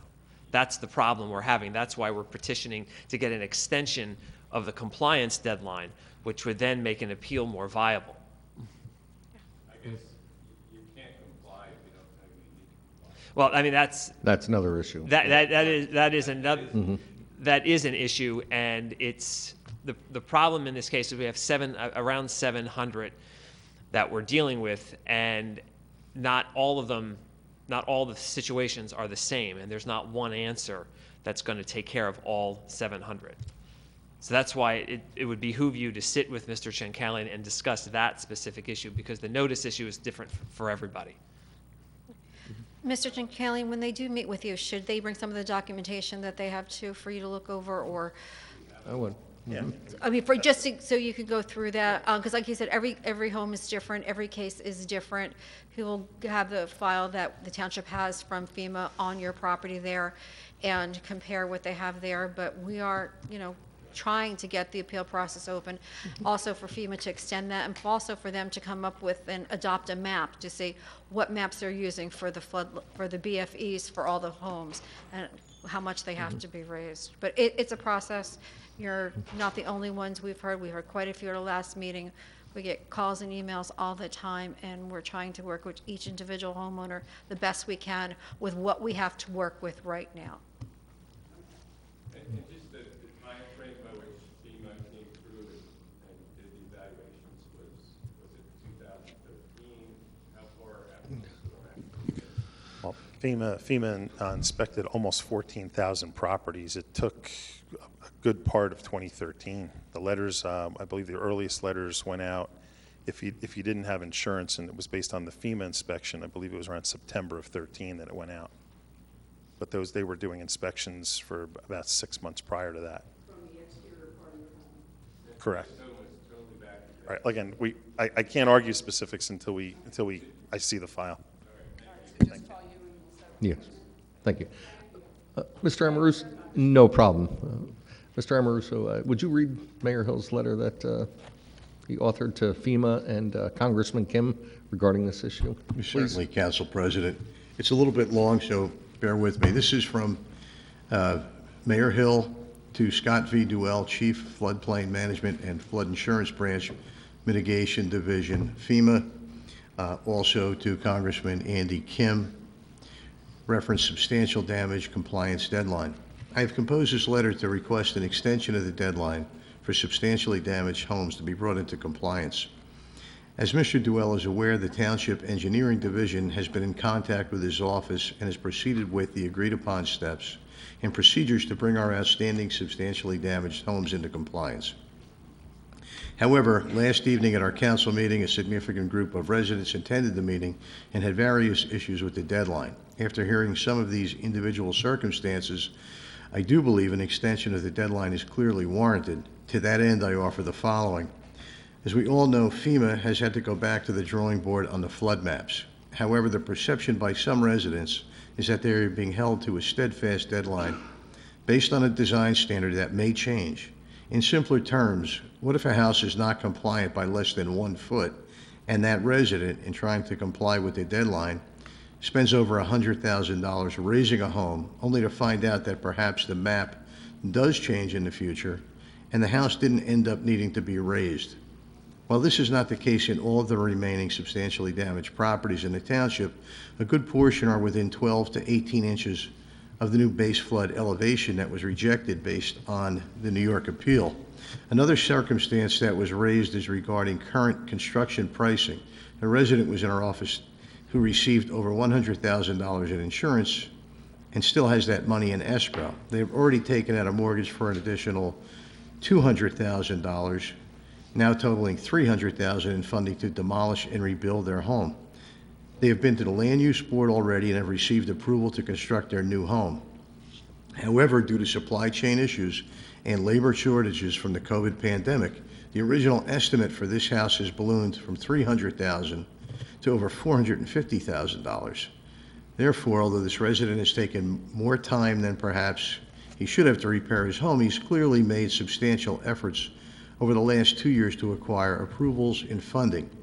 However, due to the unforeseen circumstances from COVID pandemic, can no longer proceed with his plan.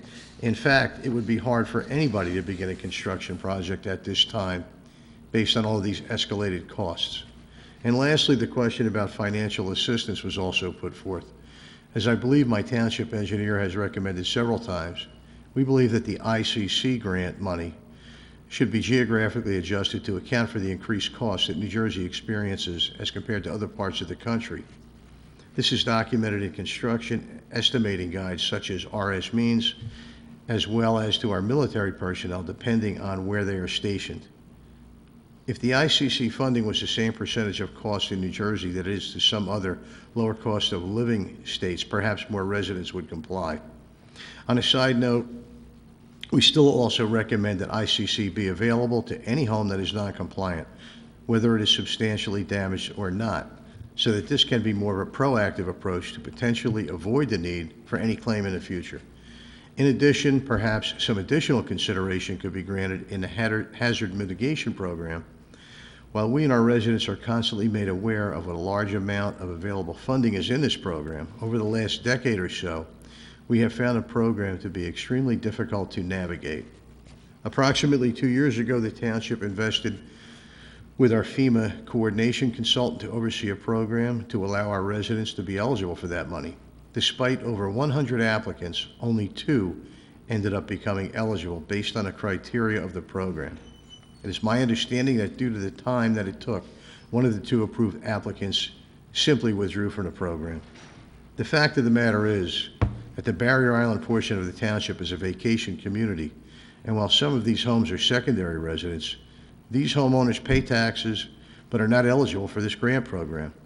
Again, funding support would go a long way to help bring these homes into compliance. In conclusion, based on all the above, but most specifically the fact that the base flood elevation is questionable at this time and construction prices are an all-time high, I respectfully request that the deadline for substantially damaged homes to be brought into compliance be extended until the flood maps are approved and adopted. And it's signed sincerely, Mayor Maurice Hill. Thank you, Mr. Amoruso. If any resident would like a copy of that letter, we'll gladly give it to you after the meeting. You can see the business I administrator. have a few copies. Okay. Does any other member of the public wish to be heard? Mr. Morgan?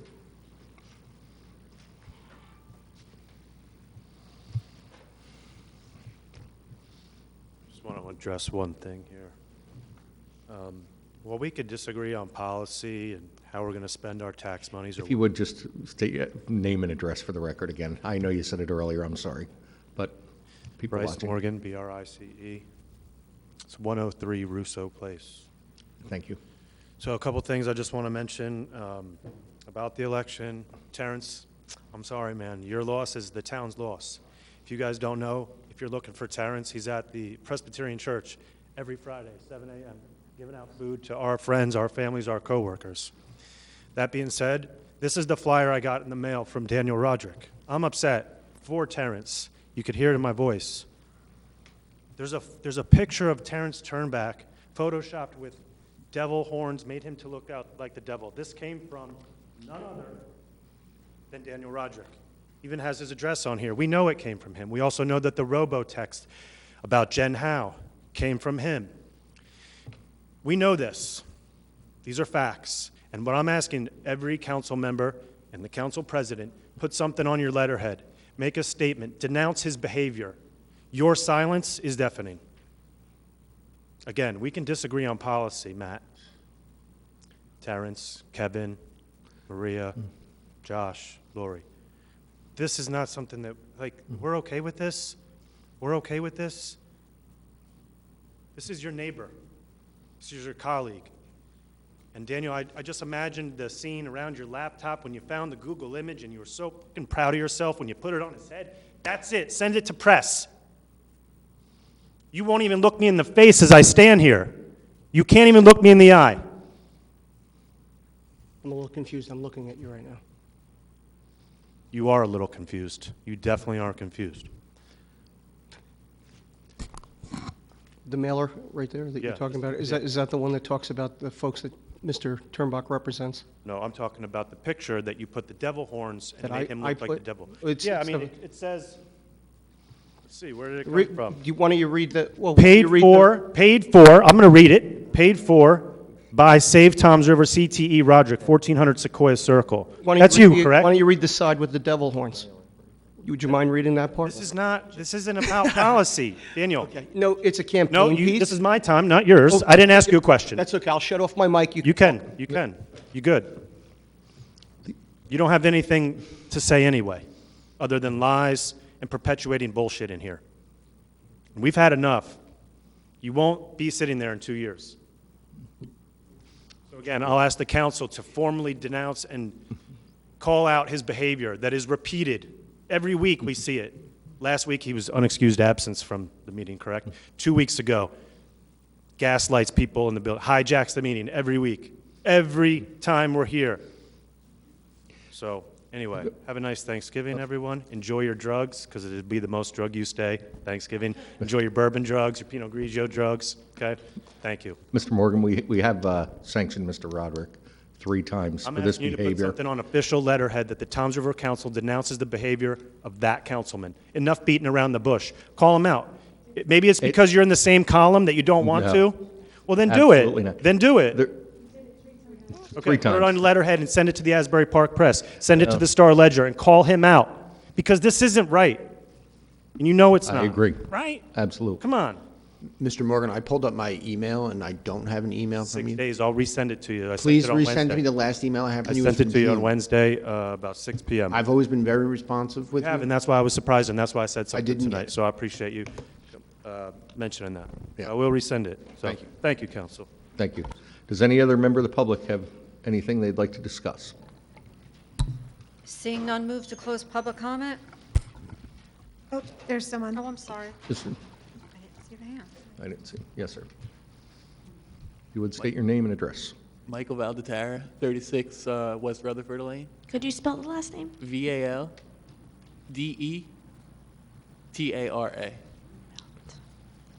Hey, how's everybody doing? I was here 2 weeks ago, followed up with a lot of people, and I was just wondering, is the only update, because I have a lot of people kind of waiting for me for an update from the town council, that the mayor sent a letter 2 weeks ago, and there's no other substantial steps really towards getting this reconciled. Like, you have 700 families who are kind of like waiting, saying, do I have to sell my home? Do I have to raise it? Do I have to spend $100,000 2 weeks? I'm just wondering, is that the update that we should be taking back? Again, Mr. Chinkalian said earlier he did call. He is going to call again. Trying to get FEMA to do anything is very difficult. As you can imagine, the layers of government and bureaucracy, but I can tell you it's on the top of our list. No one here is sitting back saying, we'll wait till, 2 weeks, our next meeting, and see if anybody shows up. It is a hot topic for us. Just to add to that, Council President Michael, Mayor has met with Congressman Kim's office. I know a few of the council members personally have met with Congressman Kim. He's willing to do a town hall once he gets confirmation that the FEMA rep will be here to get the people in the room, so then they could do something to bring the homeowners out and give you a little bit more information of what the next step would be. But those calls have been made, the letters have been sent. It's just trying to pin FEMA down to a date and a time, and Congressman Kim's office said he was willing to do a town hall just specifically on substantially damaged, and we'd be happy to host it right here. Gotcha. Then I got 2 questions. Losing my train of thought, sorry. Are we positive that if we do get the extension and say FEMA comes back and they says, yep, we could do it, that will be the impetus that will allow us to open the appeals process?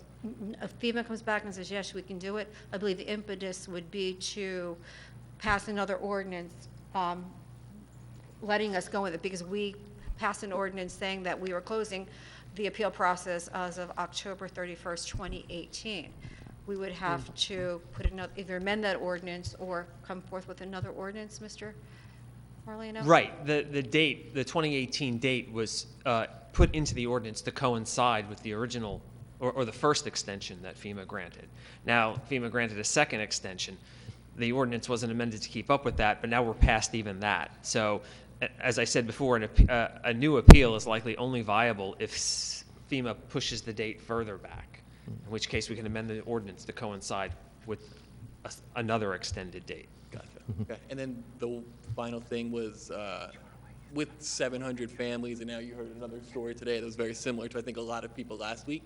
The one thing I didn't see in Mayor Hill's kind of email or the letter was maybe there was some mishandling of the process by Tom's River. It was very much like, hey, FEMA, what can you do to help us? Versus, hey, maybe we made a mistake here. We have 700 families. Maybe the process wasn't run to perfection like it should have. And then using that as kind of a way to kind of re-engage the conversation. Like, hey, we have families who we think were affected and maybe shouldn't have been included in this. That was the one thing that didn't really ring true to me in the letter. And I think I noted that as well to most of you. No problem. I know Councilman Latano and I were discussing this whole, issue because, again, it hasn't been forgotten since 2 weeks ago. And some ideas that he had come up with, I don't know if they're even possible, legitimate, but...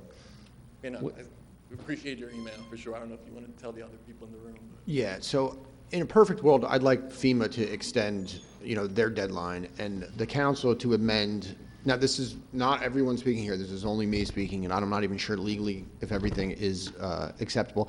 But in a perfect world, we should extend the application to file for an appeal. I would like to see an independent appraisal used instead of the township assessment for the value of the home. You'd have to prove the way your home was the day before Hurricane Sandy, but I think that could potentially really help the substantially damaged people. That's what I would be in support of if everything's legal and we were allowed to do that with FEMA. As well as, people that came along after Hurricane Sandy and maybe their lawyer didn't do due diligence or the deeded company, open it up to those folks as well. Yes, they would have to contact the prior owners if in fact they're still alive. Some of these may have been estate sales, but, everybody's affected, regardless of when you purchased your home. Yeah, and then if there's anything we could do, like I said, we have about 100 fans, 70 to 100, just in the Facebook group right now. Or like we'd be more than happy to reach out to FEMA because we know the pressure and public concern. When we have the town hall meeting, we want you all here so they see you. Okay. All right. Thank you. Any other member of the public wish to be heard?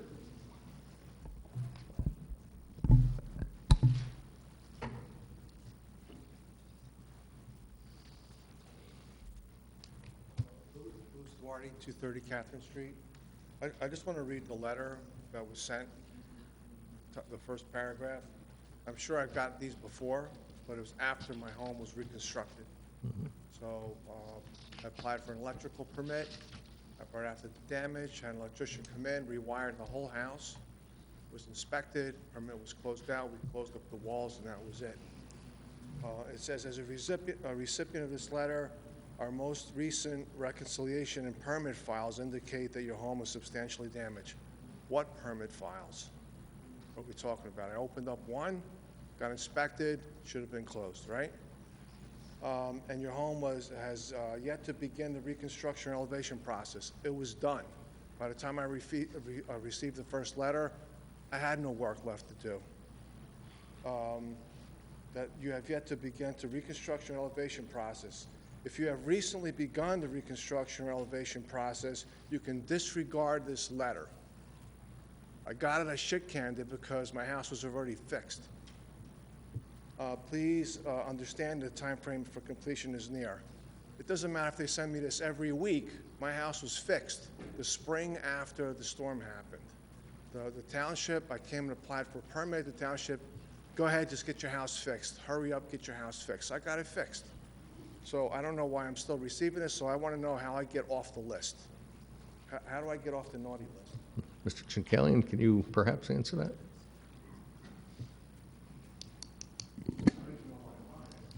I think we spoke, but, so the inspection process was done, whether residents came in and provided their insurance, or if you didn't provide that, the inspection team went out.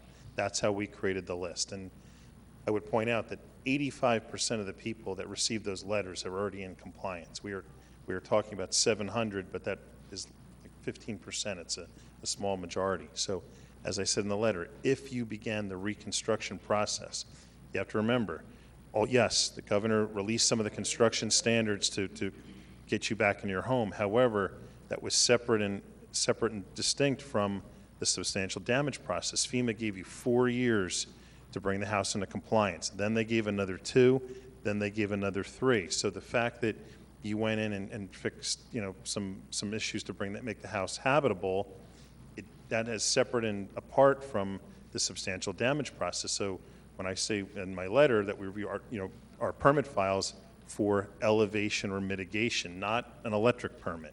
Was the house either elevated? Well, is it in compliance? Was it elevated or reconstructed? That's the list that you're still on. So that's the process, and then of course puts us through everything we just spoke about tonight. Can we get an extension? Can we reopen the appeal process and see? But right now, that's where we're at. The mayor sent the letter last week. I've emailed FEMA and called them. We're at their mercy. There's, as I said at the presentation last week, we have 9,000 residents that use flood insurance. We have to protect their interests as well. FEMA swings a big axe. If they, take that away or take away the discount, we have to be very careful that we accommodate certain residents and don't jeopardize others. Insurance on the house is $50,000. I paid $1,500. Used to be $80,000, and it got up to $3,000 a year. I cut my insurance down just to keep the policy on the home. I really don't give a shit about the money I put down with the policy attached to the home, right? What will FEMA do if I go out and try to spend $500,000 to fix my house or raise my house up, and then they change the elevation? Respectfully, in the future, you may not even be able to have insurance. If you're substantially damaged, they may not even allow you to have a policy anymore. These are the things that they control as part of their program. Again, I can meet with you again. That we have the presentation I gave last week, but in quick and dirty, it's value of damage divided by market value of the structure. Those are the FEMA regulations.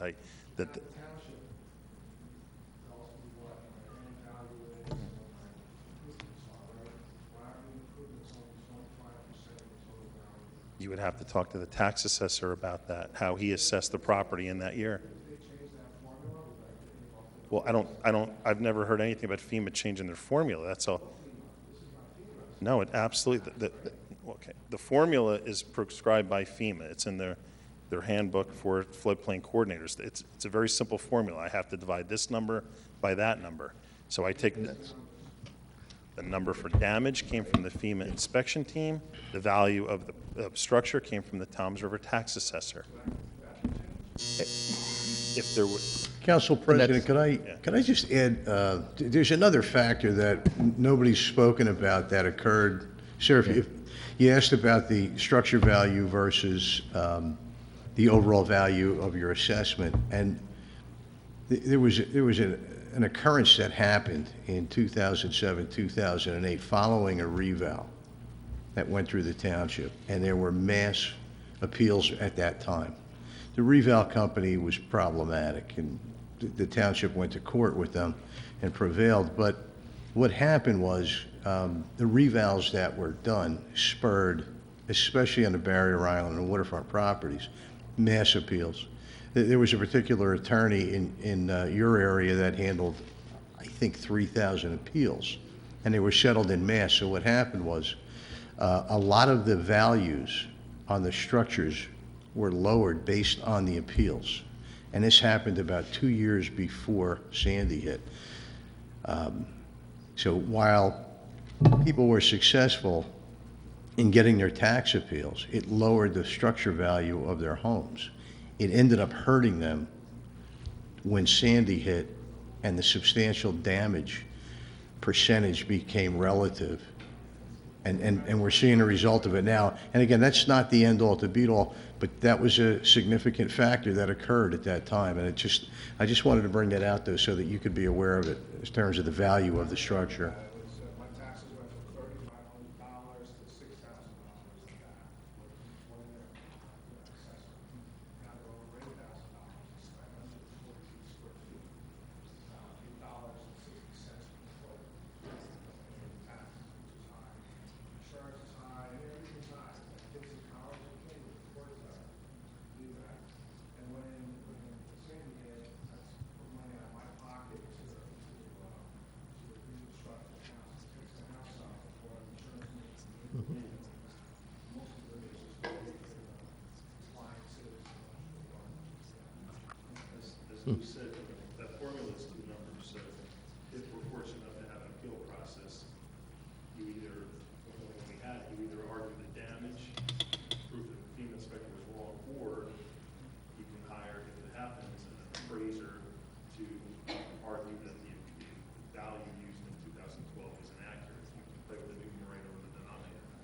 I had a choice of either, I could play the game of either claiming substantial damage to the ICC money or not. And I chose not to do that because I knew it would be substantial damage. The house was not controlled. You know, and I got it fixed. Well, so if this appeal process happens, you have those two options, those two numbers to play with. You know, if you can get a licensed appraiser to, you know, the way it worked in the past was if the cost approach method, they come up with a number, and the tax assessor agrees that it's within a range. If you're saying that your house is worth $900 a square foot, we have a discussion. But if it's within the normal ranges, then that may be a way to go. To your point. You're welcome, sir. Can I just ask a follow-up question? Do you know, like, for the appeal process, how successful residents were with that? And is it with FEMA that the appeal process goes forward, or is it with the county? Go ahead. I can tell you that during the process, pardon me, Council, during the process, my office heard over 1,000 appeals, and we worked all of them out. Only 4 weren't able to come to terms, and they went to the planning board. My recollection is none of those were granted by the board or overturned by the board. Well, again, though, you know, when we had the process open in my office, you know, 1,000 of them were worked out. You know, as the previous gentleman said, some people wanted to be damaged. They wanted the ICC money. Some people were lower. If you give us, if those numbers that you provide us, the damage estimates or the appraisal are sustainable, you know, great. But we have to have that process open, and they have to be supportable numbers that will sustain an audit by FEMA, who audits us tremendously. Okay. Is any other, thank you. Any other member of the public wish to be heard? Okay, seeing none, I'll take a motion to close public comment. Seeing none, I motion to close public comment. Second? All in favor? Aye. Okay, and there's no need for executive session tonight, so I'll take a motion to To adjourn. adjourn. Second. All in favor? Aye.